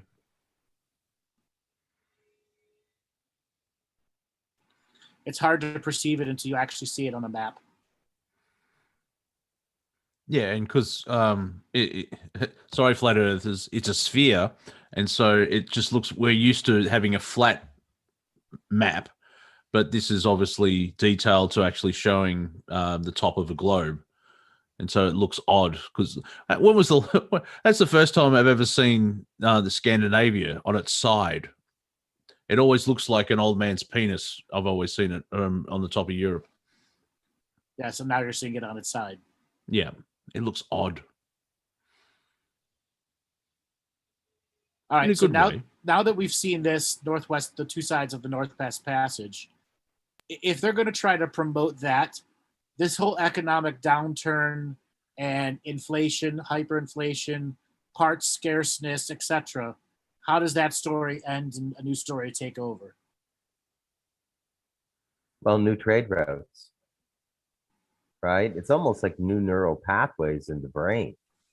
So new trade routes form new alliances. New alliances form new long-term history, 5 decades or more. The world is changing. Yeah, but also on the flip side of that, the negative side of globalism, the way that we have globalism now, which is unnatural, everyone is dependent on everyone else, and that's what the lockdown sort of showed. Where now, have you seen the price of lumber across the Yeah. planet? It's just getting ridiculous, But and that's so because the sawmills are holding out for money. oh well, yeah, I'm sure Plenty of there's wood, other. there's plenty of wood on stock. Plenty of wood Oh, on yeah. stock. But if Yeah. everything's made in China and we go to war to China, so I don't see why there would be a war with China, even though, even here in Australia, a former politician who is in the arms industry, I wonder where he got the idea from. But it looks like we may have a war with China, and it's like, no, you just want to sell more weapons so you can. But I don't see China, because China trades with everybody, and what got a third or half of the US debt they've bought, and it wouldn't make sense to actually have a war with China because Hard everything debt. would stop. Yeah, Yeah. mind you, I Yeah. could see the world stepping in if China goes a bit nuts and they start taking, Taiwan, maybe an iffy thing, but if they start sort of going, the one China policy does not mean the entire fucking planet. Listen, China, if Chinese troops land on anything outside of China, even if it's Taiwan, it'll be like all of a sudden when everybody's going to go against what's his face and the Gulf War. Saddam Saddam Hussein. Hussein. Yeah, they'll completely turn on them. Yeah, because like China and Russia have an interesting relationship, and I think if China steps out of line, Russia will go, stop that. You should not be doing this. You have upset my friends in the West. I gotta Just check the say. dog. Okay, check your dog. Yeah, see if it's a dog. Yep, still a dog. It's I just do that barking. It is barking at something in his neighborhood. yeah. Well, I do. I jokingly do that when I go to a grocery store. Yeah. Can I check your bag? Yes, it's a bag. He gets a laugh. So, Robert, you keep asking me to turn on my video, but this is what it's like where I'm sitting at. It's like half my head is melted out, and I can't fix it. So I'm just turning the video off, unless you all okay. want to look at my half melted head. You look like a Doctor Who episode. I'm melting. I'm I melting. can't get it. It's just the position of the light is behind me. I just deal with a half melted head. No, I like what Sean said. It's a head eclipse. You're having a Yes. Misplaced halo, exactly. Yeah, halo My crooked halo, yes. I've got such a headache. Thank you, Carolyn. It's a great joke. It's like the one the meme. See, this is what you can have high intelligence, but if you're smart enough, you can go stupid again. It's an interesting turnaround where that scene in Civil War, Captain American Civil War, where Cap's in the elevator and he's fighting all with Hydra. People have been using that as a meme. That elevator scene is such a cool scene. Yeah, it's brilliant, but the memes that are made out of it, the latest one I shared is did you hear that the CEO of IKEA is now the Prime Minister of Sweden? Really? What's he up to now? He's assembling his cabinet, and they start fighting. Oh no. Yeah, so yeah, you just childish shit like that, but it still makes you laugh. It's broad spectrum. You don't have to have high-end George Carlin stuff. I got to watch more George Carlin because I'm sure he had stupid little tidbits. Oh, he had plenty of stupid stuff, Carlin, but he knew how to stay on track. And he knew when to deliver what worked. Yeah, but like even Bill Hicks points out when he's going deep down a rabbit hole with corruption and politics and all this type of shit, he's sort of a saving like there are dick jokes coming along, everyone. Don't worry, Yes, there are dick jokes coming. Exactly. We're all going to jump out of the plane and pull the dick parachute and float down to Dick Joke Island. Good times. Because we all need a good dick joke. Oh, you're telling me. So, Bruce, is your dog still a dog? He's still a dog. Yeah, good. Yeah. What was he barking at? There was just a car that stopped on the side of the road, a little too close to the house for his liking. Bad energy. Dog bark. Yeah. He's real good. Have you seen that Far Side cartoon where he translate what dogs are actually saying when they bark? Yeah. And it's all hey, hey, hey, hey, hey. Hey, hey, hey, hey, hey, hey, hey, hey. No, hey, hey, hey, hey. Hey. That's where jumping the shark came from, actually. Fonzie. Yep, from Fonzie, because it's like I think it was season 5, and they go out they leave. Were they in Milwaukee? Where was? I can't remember what town they were. Happy Days was based in, but eventually Milwaukee. Yeah, the entire cast has a group holiday, which is kind of rare for the late 50s, and they go to California, and somehow Fonzie has to water ski over a shark.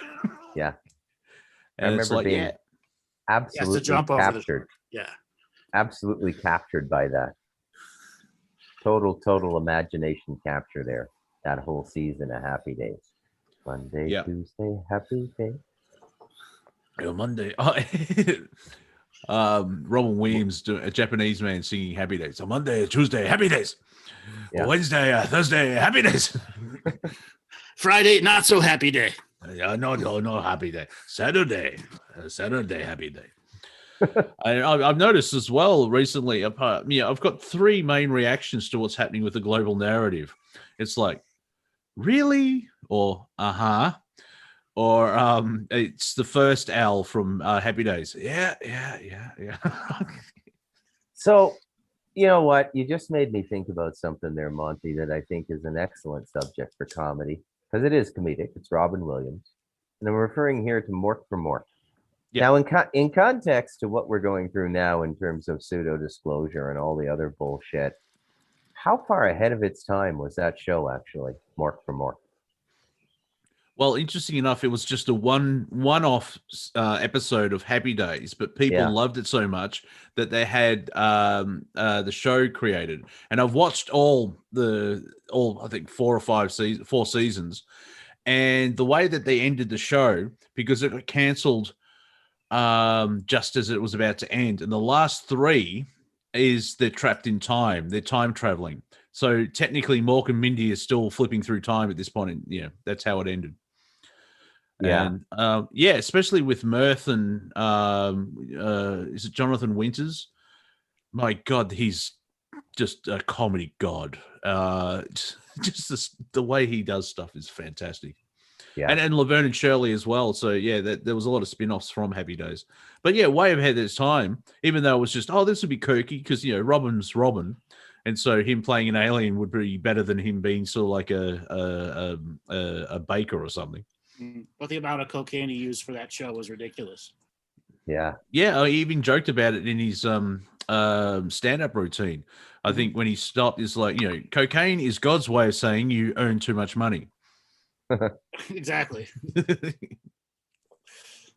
Yeah, he's talking about freebasing and a whole bunch of other stuff too. And I'm like, holy shit. Yeah, exactly.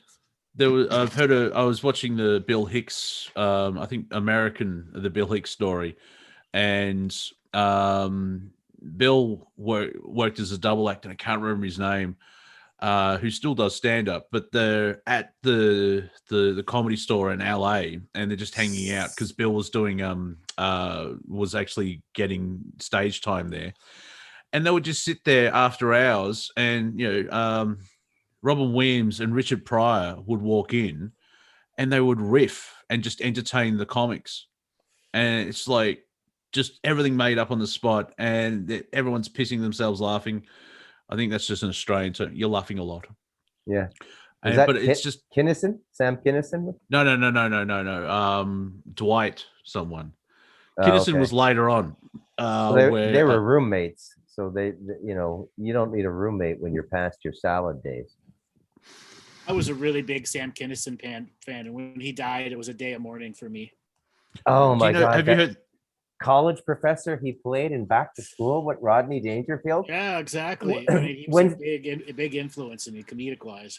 When cinema can line up comedians properly for an ensemble movie, they're just unforgettable, like Caddyshack. But Yeah. generally speaking, unless they stand up, yeah, go ahead, Monty. Your audio cut out, so we lost the half of the sentence. Oh, when they do an ensemble cast in a movie that all of them are headliners in their own right, it's very hard to get comedians to work together like that. But when they do, it just becomes, you know, a very memorable movie, like Caddyshack, and you remember it for the bits, for the characters, right? And you know, just all the generations of comedy in there. You know, Ted Knight, Bill Murray, Rodney Dangerfield. You know, you got the New York comics, you got the Vegas comics, you got the California comics. Everybody, it was just brilliant. I seen Noonan's come back into cinema. Remember the guy? He disappeared after that movie for 20 years. It was very hard for him to get roles. Now he's popping up everywhere. Wayne Knight. Yeah, I believe that's his name, Monty. I just call him Noonan. Noonan. It's Newman. Noonan. Yeah, Noonan. he's had a bunch of bit roles, playing Newman himself as well as different characters. He's in Jurassic Park. Yeah, he's had some resurgences here and there. Andrew, are you familiar with the story of when Sam actually dies? Like from a witness, like I think it. I know I am, but it's been so long since I thought about it. It was fresh for me. There was a car crash. I think it's his brother, but it was a band member because he was actually going out and playing. You know, he was a guitarist, and so they're doing the rock and roll comedy thing. And Sam's basically lying there, and he's slowly dying, and he says, "I don't want to die. I don't want to die." And he looks slightly to his right, and he's talking to someone, and the guy's holding him. He can't see, and he's like, "Oh, okay," and then just slipped away. So I don't know. I don't know if you want to go into the Akashic or it's something we'll find out later when we're free or whatever. But he actually had an angel or a family member, and someone explained to him exactly why he was dying at that point, and he decided to go at that time. Wow. Yeah, it's freaky if you see it's in the stories out there. It's in the what I think was the Comedy Store Showtime documentary. They mentioned how he was telling the story how it's very freaky because he was a preacher, and you know he basically got out of that and became insane and party and everything else like that. But yeah, it's like wow. Okay, I know the story because I remember my day of mourning when Sam Kinison died, and I know I knew all that stuff from before, but I haven't even thought about it in so long, 30-something years. But I listened to Sam Kinison, like all of his stuff, as much as I could possibly. Was always playing. Yeah, I haven't seen much of his stuff. I haven't got into him yet. I can see why. He's a comedy legend. Just the stuff where he would just have a normal conversation with someone in the room. Yep. And just go, but my wife left me, because my wife left me, and just screams for 5 minutes. Yep. That was his shtick. Yeah. And because he was a preacher, he took all what he learned from preaching and just put it into the comedy mode. Right. And he was part of the Outlaws of Texas. And that's where the Bill Hicks connection, because they were their own sort of scene and they were doing something different. And that's why they were called Outlaws. And yeah, because they had gone past the 7 deadly words and got into subject matters like one of Kinnison's was the homosexual the pyronecrophilia. Yeah, setting dead corpses on fire while you're having sex with them. Oh God. Yeah, because someone it's like I have sex with dead bodies, but it's not really doing anything for me. I'll light them on fire. That's my kink. So they started doing bits in that realm, which was unheard of in the kind of comedy world of that time. Yeah, mid to late 80s. Yeah. And they were huge in Houston and Austin as well. They were referred to as the Houston comics. It's fascinating stuff if you want to look into the history of comedy. Just seeing how those little scenes and we'll just call them the Bull Riders. Yeah, what I find interesting is in the Comedy Store documentary. Apparently, it's the only comedy venue ever. It's the center of the comic universe, and they don't mention Bill Hicks once. So I was slightly pissed. Yeah, they done Bill dirty. They done him dirty. They did Bill dirty. I agree totally. Yeah, they done him dirty when he was alive, and they've done him dirty posthumously.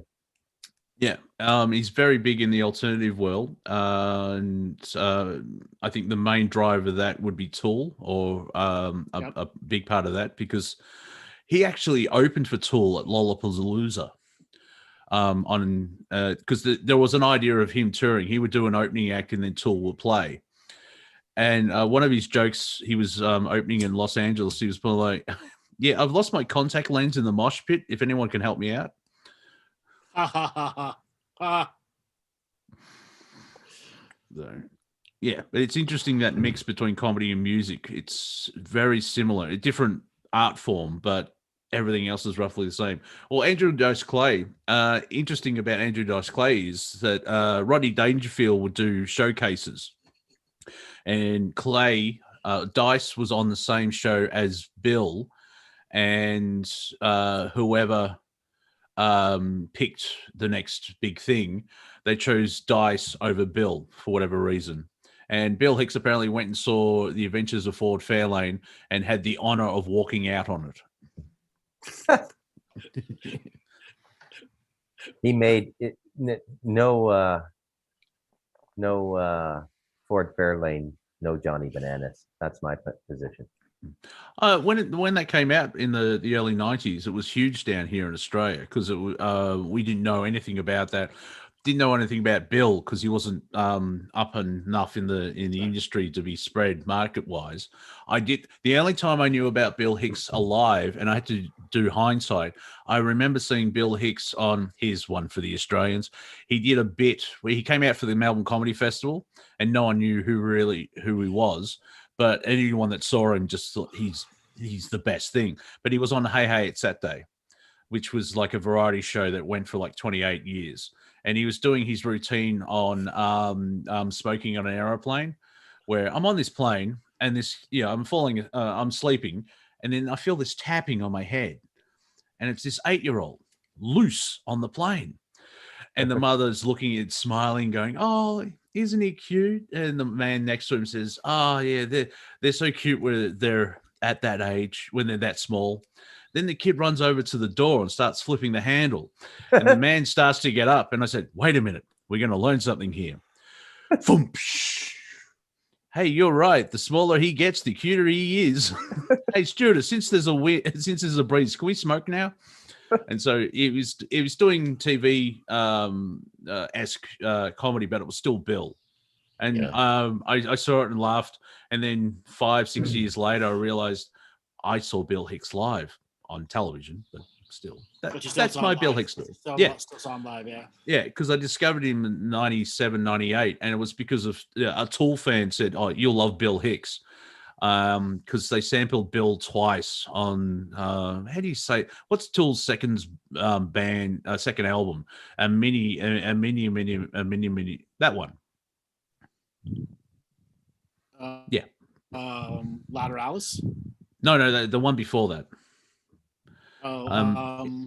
It's got Amenia. Sober. But Sober was the big song. Yeah, that was on their first album, which is Undertow. It's the one in the middle, which had I've gone blank now. Anemia. Anemia, yeah.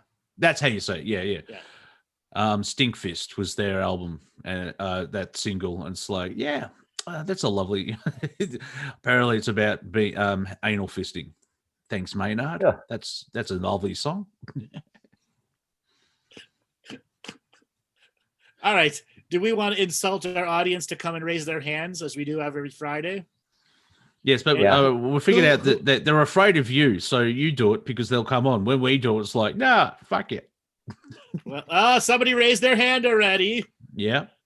Well, we'll allow it, because how can you spin up a wheel when Uh-oh. it's one?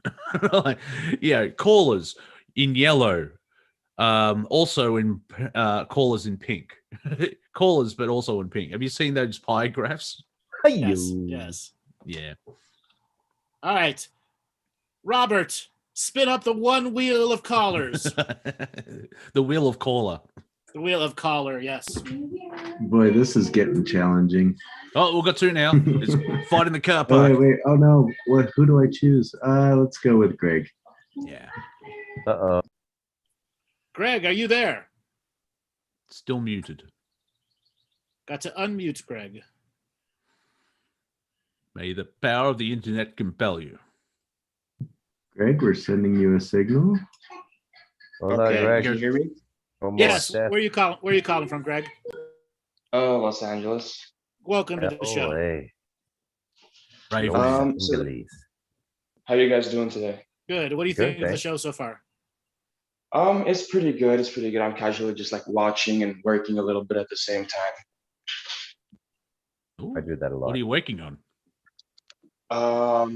Building progress reports so some staff can hand them out and do that kind of stuff. Oh, okay. Lots Just interesting dichotomy, working on progress reports and listening to us. Hopefully it doesn't bleed through. Yeah. So Andrew, I want to ask you what you thought about what's going on in Armenia right now, because you were talking about Turkey and that whole region, and kind of just sparked my interest a little bit. Well, all those areas have to decide if they're going to shed off their totalitarian governments and go into more of a natural form of government that doesn't use globalism to take away all the resources. Yeah, that's just sounds such a fun. big problem. Because right now, there's an election going on, Mhm. and it's just like one fool on the other. It's like, what is going to happen with them? More fools are going to come. So we're screwed then. No, this is the time where we make new movements. How so? What does it take to start a movement? Well, I don't know. Public I support. wish I could do. I mean, Well, I wish I could do something, but I can't really do anything. This is something that they have to do internally inside the country, but it's just only corrupt people. I mean, the guy who was kicked out, the previous president who was kicked out for years of corruption and embezzling is now running again, and he's like in second place. Jeez.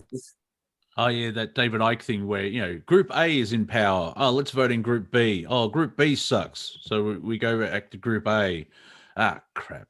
But at the starting point, it's just the idea of spreading the idea. Now, brace yourself when I bring up this. But if you look at Q, if you skip over the trolling, and psyop part, look at the collection of the community that was built around it. I mean, Right. It was on a lie, but it shows that humans can come together for a reason. I'll leave it at that. But So, just to refresh my memory, what's the ethnic makeup of Armenia? Armenian Kurds. It's mainly Armenians. Yeah. Some Syrian Armenians moved there after the war there, and there's a handful of Kurds that Do you have live any- there as well. Do you have any people from the Yazidi tribes? I don't think so. Yeah, I don't know, Andrew, do we? Yes, you do. Small numbers. That's an Okay, yeah, interesting part of very the small, world. maybe like a couple thousand at most. Yeah. and this year there was some conflict there. Turkey was doing what Turkey does.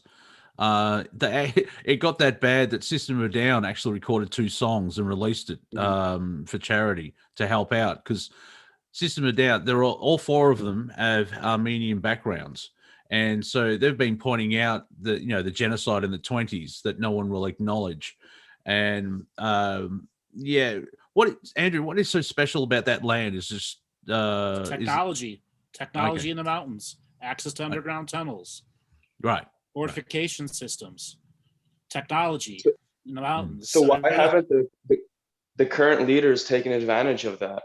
Because they're minor. They don't actually have access to those systems.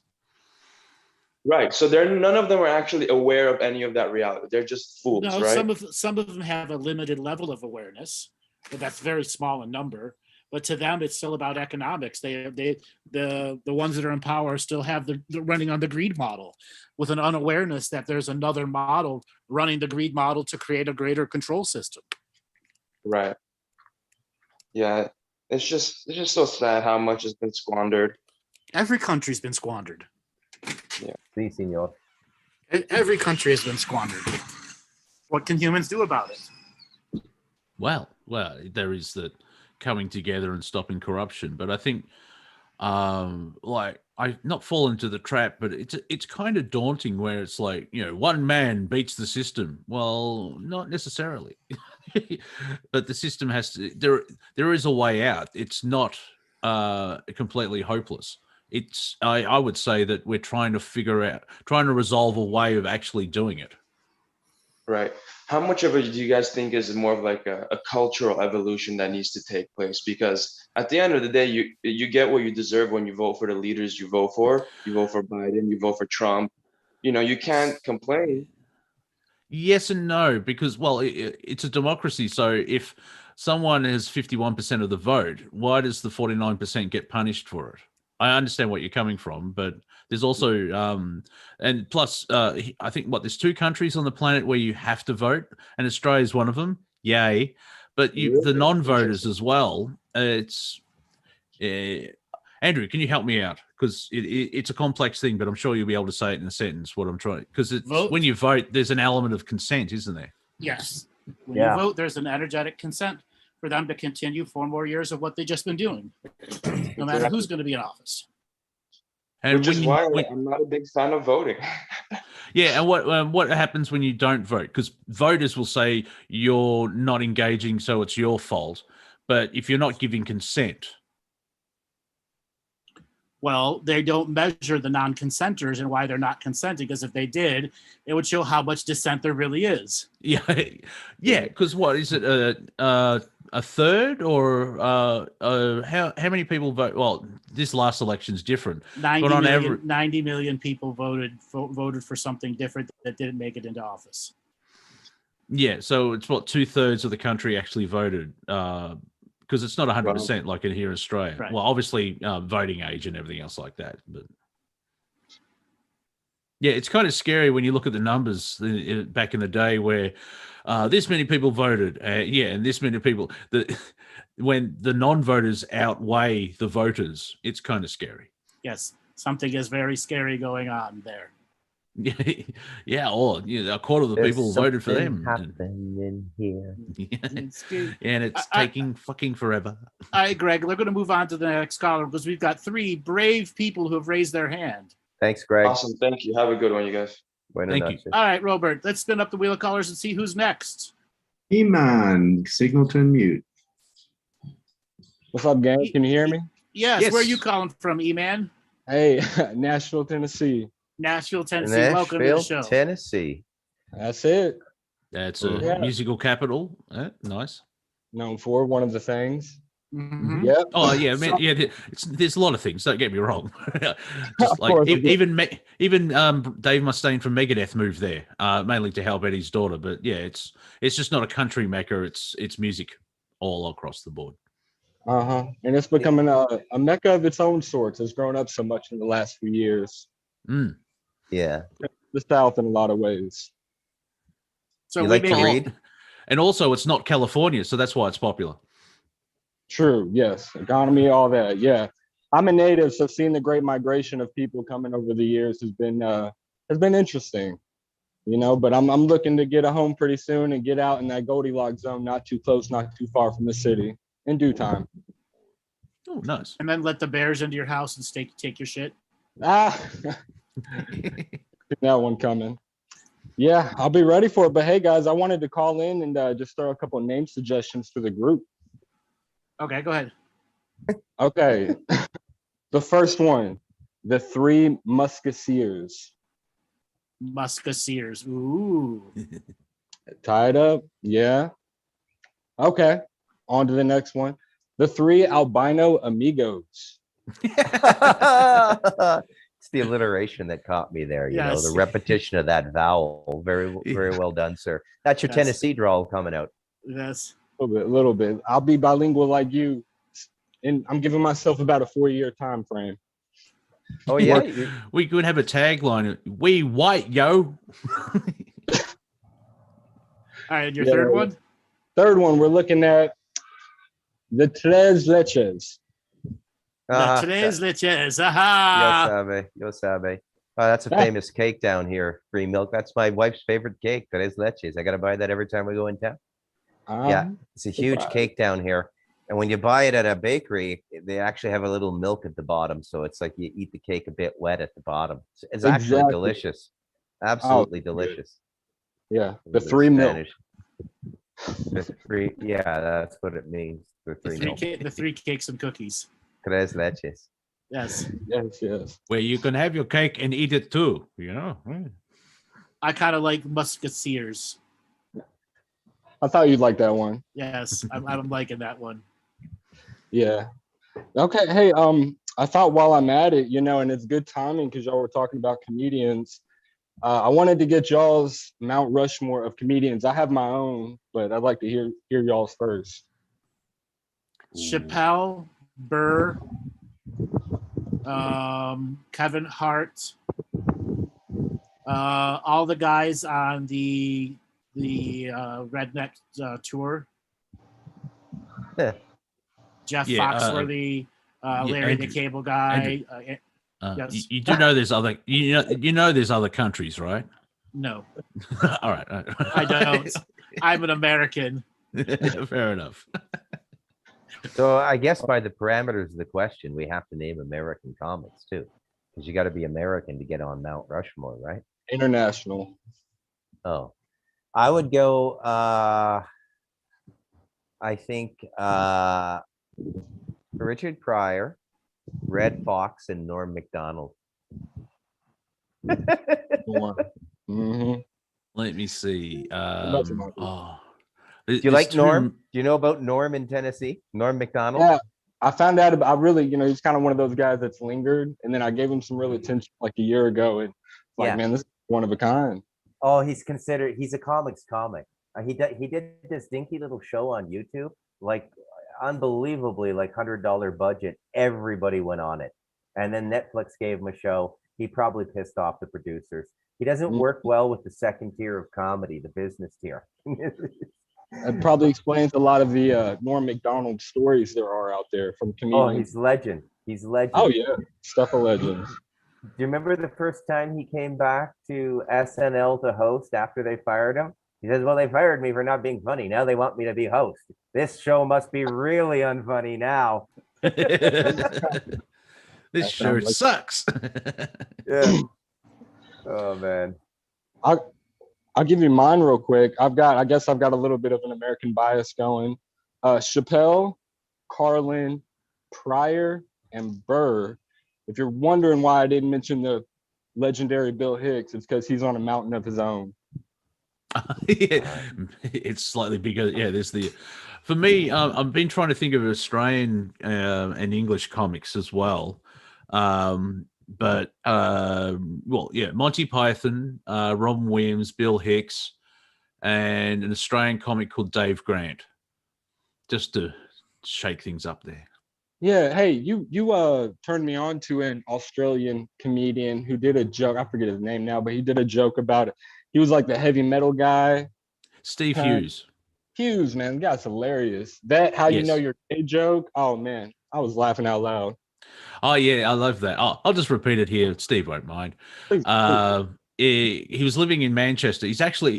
He went over to England to do a tour, and then lockdown started. So I don't know if he's come back to Australia because he flips between Australia and England, and so he got stuck in England. It's like, that's fucking great. But in, you know, if you have an earring, I think it's in the left ear, it means you're gay. He was told by someone in England when he was in Manchester, and he's like, "Oh, that's really weird because in Australia we know you're gay because you've got a cock in your ass." Oh man, just caught me at the perfect time, man. Yeah. That was hilarious. Yeah, it's yeah, and like it expands on that where it's like, you know, people think that gay men are pussies and weak. It's like, what are you talking about? They fuck men. Mhm. Like, Hard to argue. Hard to argue, Yeah. exactly. yeah, All right, Greg, thanks a lot for calling in. We got 2 more callers we got to get to. that was E-Man. See you, E-Man, sorry. Yeah. Sorry, Not E-Man. Greg too. right, Thank you for your call. All right, Yep. E-Man, take it easy. All right, Robert, let's spin up the wheel of callers and see who is next. I think it's going to be someone starting with S. Someone starting with S. Santo. Santo, are you there? Good English name. That's saint in Spanish. Can you hear me? Yes, how are you Yeah. doing today? I'm doing well. I got a bit of a cold, actually. You sound Should I like get you, tested? you sound like you're 5 miles away from your computer. I'm almost talking into it.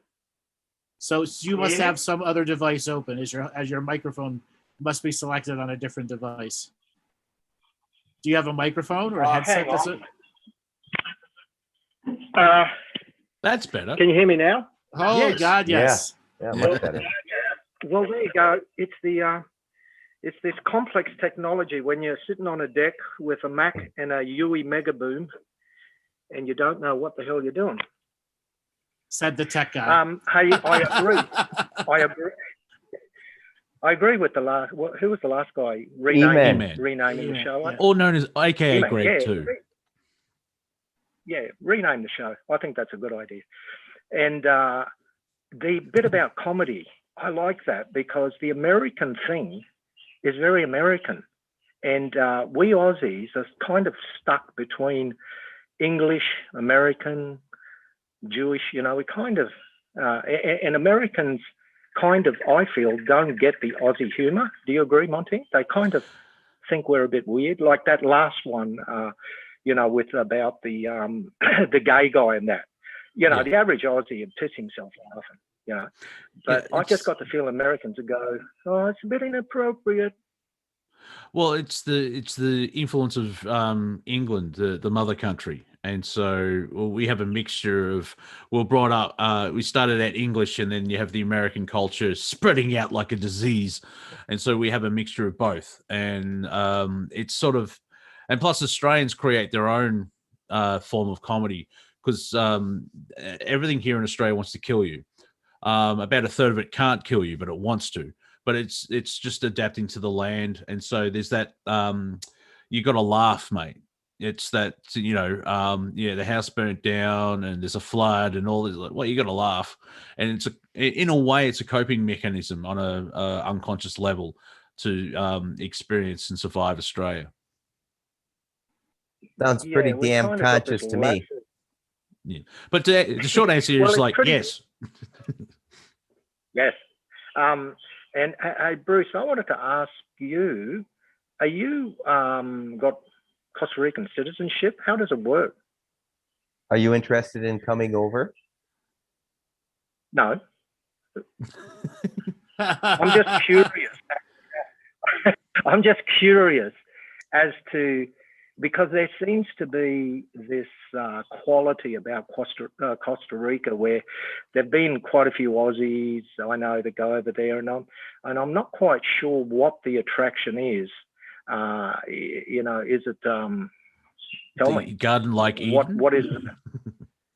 Well, there's a lot Besides of that, there's a lot of different reasons people come here. A lot of different reasons people come here. I could be general, but I don't think I want to be. So what you do is you come here and you live for a while on what's called a tourist visa. So every 3 months, you got to leave the country. And you can go to the Panama or the Nicaragua land border. And you can keep doing that for a while, but I've been here 7 years. We've noticed things have started to change. You can get residency. There's a number of ways you can do that. You demonstrate that you make $2,000 a month. You apply for residency. They give it to you, and then you pay into the public health system. It's about $100 a month, and you can apply for long-term residency, or you can generally, to get your citizenship, you got to get married. You have to have dependents here. Yeah, typical kind of Yeah. 90-day visa stuff. But Yeah. are you seeing Costa Rica as an escapist place? Because it sounds like a lot of people seem to go No. there looking for something that doesn't exist. So it really is a place to be. It's got a little bit of that Shambhala mystique to it. You know, it's a lot of seekers are coming here now. But there is a lot going on here. There is a tremendous renewal in life sciences, well-being. Right now it's catering to an economy of people that have money. So, you know, that's not to say backpackers don't come here. There's something for everybody. Look up Punta Mona, Puntamona down in Limon. It's a co-op people live on, and it's all permaculture. They live off the food on the land. But the guy who set it up 20 years ago is one of the best guys in permaculture in the world. They have fruits there that can't be sold because there's no way to transport them once they're picked off the vine.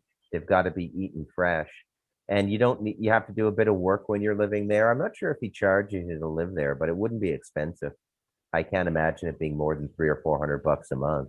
And then you get a place to sleep and all your food and really good food, and you know, and a lot of people are coming here as families now, and bringing their kids. This started about 3-4 years ago. Huge number of families coming over here now. Number one, they want the kids to be bilingual. They want the kids to be more worldly and rounded. They have a business idea for Costa Rica. And then there's still a healthy supply of pure pleasure seekers. Prostitution is legal, and super pure cocaine's about $10 a gram. Yeah, so it's interesting because this concept, like Andrew, you talk about, nothing will change until there's kind of the 60s style people just getting out, and there seems to be a silent minority, or maybe it's a majority. And I don't know whether the word is cynical, but there have been many versions of communes drop out, whether it was 60s, 70s, Israel kibbutz, American communes, all sorts. So it's hard to kind of visualize a version of what you just described, the permaculture thing, that isn't something that's been done to death and doesn't have the qualities that align with today's maybe new, different version of co-creating, coming together in a way that actually isn't, Groundhog Day, or just kind of waiting for a system to collapse. Or interesting enough, this question is actually answered in a book that's coming out soon. So just want to throw that in there. We are slowly reaching the deadline. Keep your eyes peeled on your email. Yes, keep your eyes peeled on the email for the final deadline where the book will be coming out. Stay posted for the release of Andrew's new book, The Galactic Historian, The World According to Andrew Bartzis. Coming out this summer. Thank you. He gets it. So, Andrew, did you buy a bit of cheap land somewhere, and we're all going to be seduced into going down and growing carrots for you? Nope. Really? Nope. I bought all this Kool-Aid. No, what am I going to do with all this Kool-Aid? Nope. No carrots for you, buddy. Just the stick. Exactly. Just the stick for you. Yeah. Damn. The carrot and the stick. It's actually happening. Wow. Yeah. Looking forward to reading that book. If there's an event, it'll probably be in Vegas. Yeah, and the odd thing is the carrot's attached to the stick. Man. Yeah.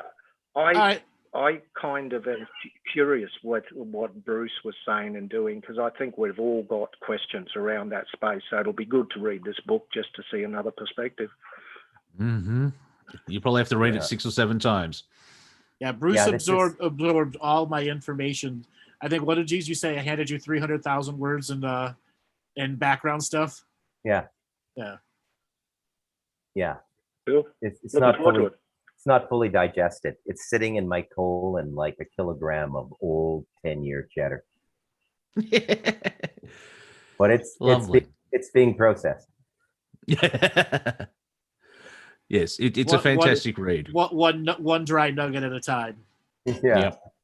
Yep. The book, in my opinion, the book turned out absolutely beautiful. It's a beautiful, beautiful book. So I can hardly wait for people to experience it. Yeah, and I just had a thought. We'll the three of us are waiting to see what the reaction will be. Like, obviously, people listening, they'll find it fascinating. They'll absorb the information. They'll use it. They'll evolve. They'll tap into their awesome potential. But we're more I'm waiting for the comedic effect of people that get really pissed off because it exists. So we'll probably be doing slightly comedic reviews of people losing their shit because this information's gone out. So that's going to be fun. There will be a controversial factor to this book. Yeah, he can't. It's like that scene in Attack of the Clones in Star Wars. He can't do that. Shoot him or something. Don't worry, it's an obscure meme. Let's move on. Well, I know, Santo, you will be thoroughly tickled, and all of the great people that are listening now. This book will definitely have aspects that make you go, huh, think, tickle, all sorts of unique things. Yeah. Mind altering, mind expanding. A challenge in a good way. Andrew, you keep saying, read books. I can read a page, I fall asleep. Yeah, something about a lot of books is just, I don't know. And so I'm looking forward to this book because I find it very hard to read a lot of stuff these days because it just doesn't really say a lot. So or you're just reading bad books. You're just reading bad books. Yeah, with this book, you'll enjoy it. You probably won't want to put it down. What it's beautifully written. It's in a way it's easy language. I'm not going to say simple in the proper context. It's simple, but it's A plus B is C type thing where it's like you read a paragraph and it makes sense and you can read it out loud and it flows quite well, but the information that's contained in it, your brain's just gone and you probably have to pause just to assimilate it. Well, that's what I look for, because I think we've gotten used to this idea of you look at something, put on a video, play it at 3 times the speed and go, oh yeah, that was all right. So unless you learn to speed read, I got the feeling we need to go to hieroglyphics, because I got this feeling that we think in images and paragraphs can be long and boring. So unless you can speed read, you kind of lag in terms of the images versus the rate at which the words, you're reading them. And then I find I just start to drift into your own imagination. And then you're going, hang on, I'm making up my own story here. Where's this one going? So it'd be great to be able to read something like that just creates these explosive images as you're reading it. Well, actually, Santo, I have an idea for you. Santo, do a review. Like when you get it off Amazon, do a review, because I think it'll be fascinating to see what your response will be. Because if usually bores book the crap out of you, this one won't. Cool. That's exactly what I'm looking for. There you go. So yeah, you owe us a review. So wait till the book comes out. I'm not saying give us a review now. You haven't read it. A precognitive review. When is it coming out? Yeah. 15. 3 to 4 days. Yeah. Oh, really? I will send an ebook. Is it going to be an ebook? There'll be an ebook, a physical paperback, and a hard copy. Correct. And then eventually an audiobook, which I think Andrew will do. Yeah, which will come later in August and October. Yeah. Oh, wow. And also there's another audiobook coming out as well, because I read the fucking thing. So if you want to listen to me for 7.5 hours, Stardust Ranch is coming out very soon as well. I'll let Bruce. Bruce is the man. The incredible true story. Yeah, Stardust Ranch, the incredible true story. And when you put that into initials, it's SR Tits. Fair enough. But that's that fellow on that ranch. You wrote that book. were you living there, Bruce, and you got the ideas, or did he give them to you? No, I never lived there. No, and the book is a product of a long collaboration between John and I, going back to 2012. But then it stopped and it picked up again in 2019. Yeah, it's in the book. Yeah, it's in the book. I read the fucking. So it's like it's like a kindergarten class as you get into Andrew's material. We explain portals very well, and we very graphically let you know what it's like to live on a portal of that magnitude. There's actually two major portals there. Some people say 5, but they really exist. And John has a really good story to tell, and we told it as best as we can. So he's a very colorful individual. That book is doing fantastic. I'm glad I wrote it. Yeah, I'm actually if I may, very quickly, I try to explain Stardust Ranch to a friend of mine, and it's about an 8,000-year-old time portal and aliens. Sounds interesting. Like, yeah, it is. So Amazon is the place that you'll be able to get it. And when's the audio book? Obviously, when I finish fixing it, when do you want the audio? When are you hoping the audio book will be up on the Amazon? Also the 15th, yeah. Yeah. So on the 15th, so you've got to buy Andrew's book, Stardust Ranch, and then get the audio. And don't read the audio. Listen to the audio and read the book, because it's my interpretation. It still makes sense, but yeah, just putting it out there.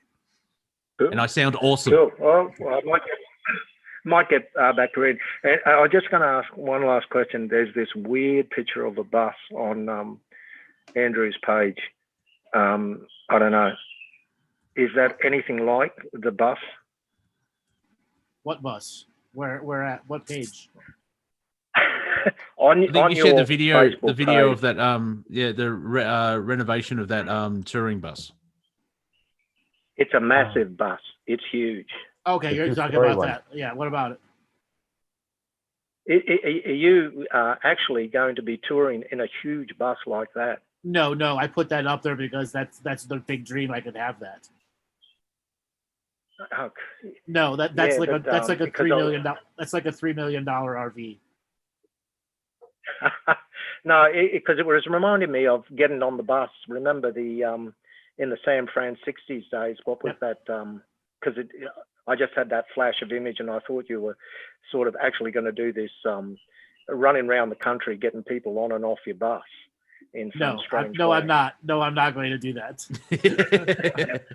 I've had a little bit enough of people for a while. Thank you, Alan, for the 6D bus pass reference. Thank you. Yeah. Go around handing out your 6D bus passes when you enter 5D. All right, Santo, thanks for calling in. That's great. We got to get to one more call. I have a great day. Thank you. Night, Santo. Cool. All right, Robert, let's spin up the last wheel of callers. Sean Hessman. Sean, signal. Hello. Hello, Sean. Where are you calling from? I'm calling from just west of Philadelphia in Bryn Mawr. Just west of Philadelphia. How are you doing today? Oh, I'm fine. I'm pretty dosed on coffee and ready to go. Ready to go where? Anywhere. Since we're global, when you say just west of Philadelphia, you talking Colorado or? Well, if you just keep going and going and going, it could be anywhere at the, I guess, what are we at, the 40th parallel? Okay. Yeah, obviously just outside of Philadelphia. I'm just thinking globally, it's like, well, that's a lot of west.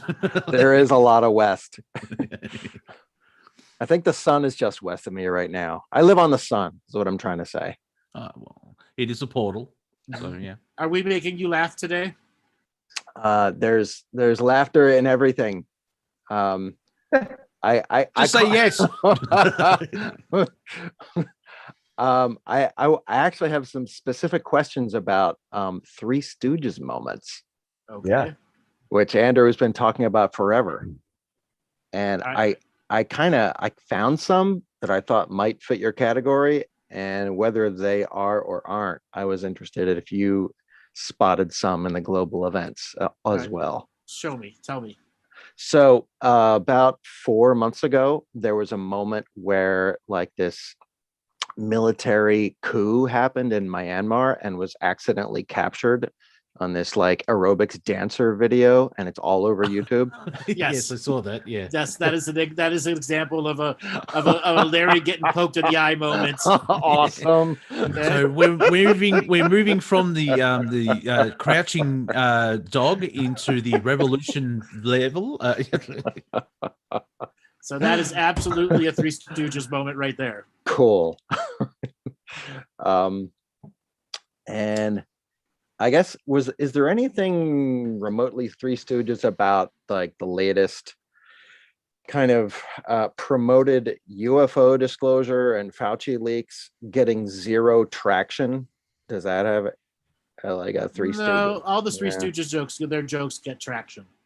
Okay, that's okay. So if the joke is they're not getting traction, Jesus Christ. Right? Like, their marketing is awful bad. Like I thought the writers or the marketing. I think sometimes the writers are kind of good, but the marketing sucks. Like the Fauci thing, it's just basically made things kind of worse in the Discord and everything else like that. So it seems nothing's going to be done about it. Exactly. Right. It's just there to continue to divide and conquer the Trumpistanians into Trump Landus, Trump Stan, Trumpism, all the different Trump communities. Freedom. Exactly. Trump idea. You can take my you can take my life. It's huge. It's big. It's huge. But you can't take my freedom. China. You can take my internal organs, but you can't take my freedom. Oh. Yeah. Yeah. Here we go. There it is. Exactly. That is the Three Stooges moment. Oh my God. Okay. What is the karma of that woman? Okay. I feel like she goes on Mount Rushmore in the future. the yoga teacher of peace. The accidental whistleblower. Yeah, it just shows that Team League Dark. I say Team Dark, but then Andrew pointed out it's more of a league.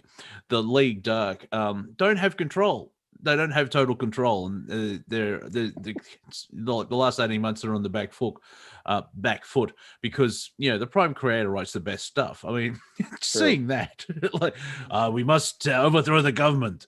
Make sure that we're not seen and cut down all the cameras. Today, I'm going to do a quick workout.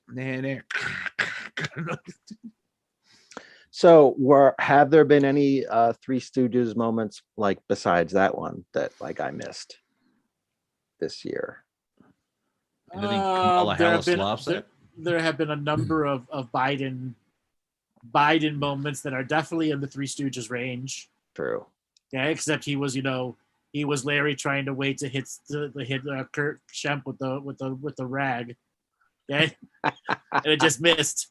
Right. Okay? The man with a wheelbarrow was fishing for a stimulus, okay. Man. Right. Come on, man, you get the it. The Three Stooges bank that they worked with was called Dewey, Cheatham, and Howe. That's true. Okay, that was the lawyers and their bank that they worked for. So definitely we've got Dewey, Cheatham, and Howe, the rules of Dewey, Cheatham, and Howe going full in effect. I guess the moment on the airplane stairs. Yeah. Oh no, that was the wind, and it's you just made it worse. The leader of the free world can be blown over. Oh, 1, 2. Oh, he's going for the triple. He's going. Checking his. I've got my knee, and mommy. The wind won. Yeah, I'll just salute everyone. I'll salute the stairs for allowing me to walk up them. But yeah, there's so many times where I need someone to tell him what to do. Salute the military. Oh, okay. Oh, yeah. Okay, like we said earlier, there's a whole new layer of showing us Alzheimer's. Right. And chew gum at the same time. Well, that's challenging. Come on, you can't ask her to chew gum at the same time. And then you have the vice president, who seems to be the daughter of the Joker, that laughs at anything that's inappropriate. Why haven't you been down the southern border? Well, I haven't been to Europe, so I don't see your point. What? I think Kamala's overwhelmed. And she doesn't know what part of herself to sell out first. Maybe she should sell those knee pads I mentioned. The Kamala. If you want to get ahead in life, get the Kamala Harris knee pads. Cammy. That is true. She could be overwhelmed. Yeah, she's a deer in headlights and doesn't know who to sell out to. Yeah, well, Tulsi Gabbard nailed her to a tree in one of the what are they, debates or whatever it was for thing, and that if you want to watch 6 minutes of someone destroying someone's credibility on stage in front of them, it's glorious. And she disappeared, but because she checks 17 boxes. Oh, this is my running mate. And it's like, what, her? Like, but Right, she's exactly. a woman and she's black and blah. And she fits all the demographics into one. Yeah, just doesn't have intelligence and That's laughs at true. anything. Tulsi did skewer her and a few others. Tulsi's screwed a lot of people. Yeah, and that's why she'll never be given front office anyway. No, she's not controllable. Like in this moment of now, someone who I would give the presidency to just to see what would happen, sort of like Trump. Miss Gabbard would give her a go. See what she's a veteran. She's calling out everybody. She's not in Congress. She's got more credibility now because she's out of Congress. Yep, exactly. She was like the Bill Hicks of politics. Yeah. Yeah. He was quick on the draw. All right, Sean. Thanks Wait. a lot for coming. Before I go, people need to check out the Robin Williams and Jonathan Winters videos on talk shows, because they're still up on YouTube. Oh, when they're like on the Tonight Show and stuff. Exactly. And Monty Python did a bit like 55 or 60 years ago about a prime minister that looks exactly like Biden now, where he his pea-sized brain gets dislodged and they have to rock it slowly back into place. And as far as non-American comedians, Rick Mayall was fantastic. Yes. Yeah. Oh, yes. The young ones, and Rick was just so had charisma and Totally. Yeah. I completely forgot. So thank you for mentioning Rick Mayall. If you want to see British humor, and he's part of the alternative wave of British comedy in the early 80s. Totally. And thanks so much for having me on. And thanks all the callers and Andrew. Thank you, ball boys. Thank you, All right. linesman. All right, Sean. Take it easy. Have a great one. Peace out. Thank you. All right, we're going to at the end of the show now. Monty, give a way for people to get a hold of you.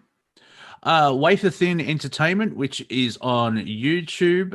Just started a Facebook page, as well as on Twitter, Rumble, Odyssey, Spotify, Apple Podcasts. I've got my personal Twitter at Real Monty Dean, as well as Instagram Monty.Dean, where I just meme up a storm. And we may have to change this slide, Robert, because Wafer Thin Entertainment.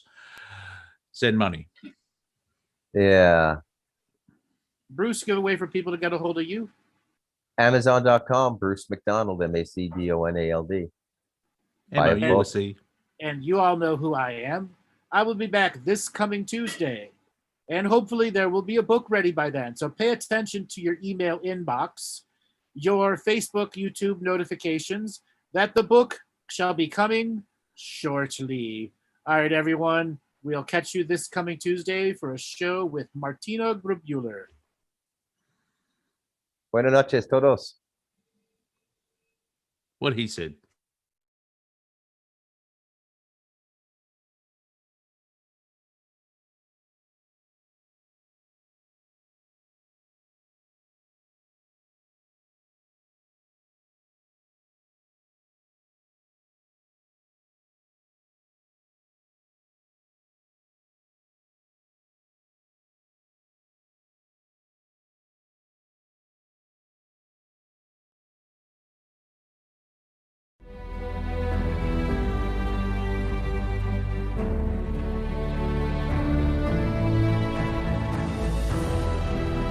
each different bubble of reality is true.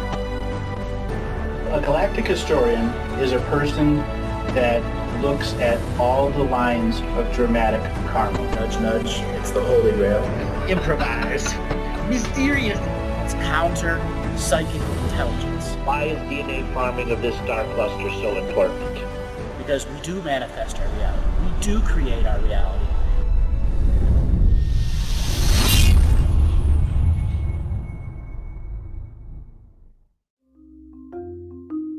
Hello, let's create, let's co-create, and let's change this world with love. No matter if you're from Alpha Centauri or Earth, we all began with the same birthing process. We live in a limited point of view. Living the mystical life daily is about striving for the unlimited point of view. Each day, each human being gets an infinite amount of choices. Living the mystical life daily is about facing obstacles and challenges. The level of awareness that you are working at means you have a responsibility to be equal with it. How does one truly let go of expectation?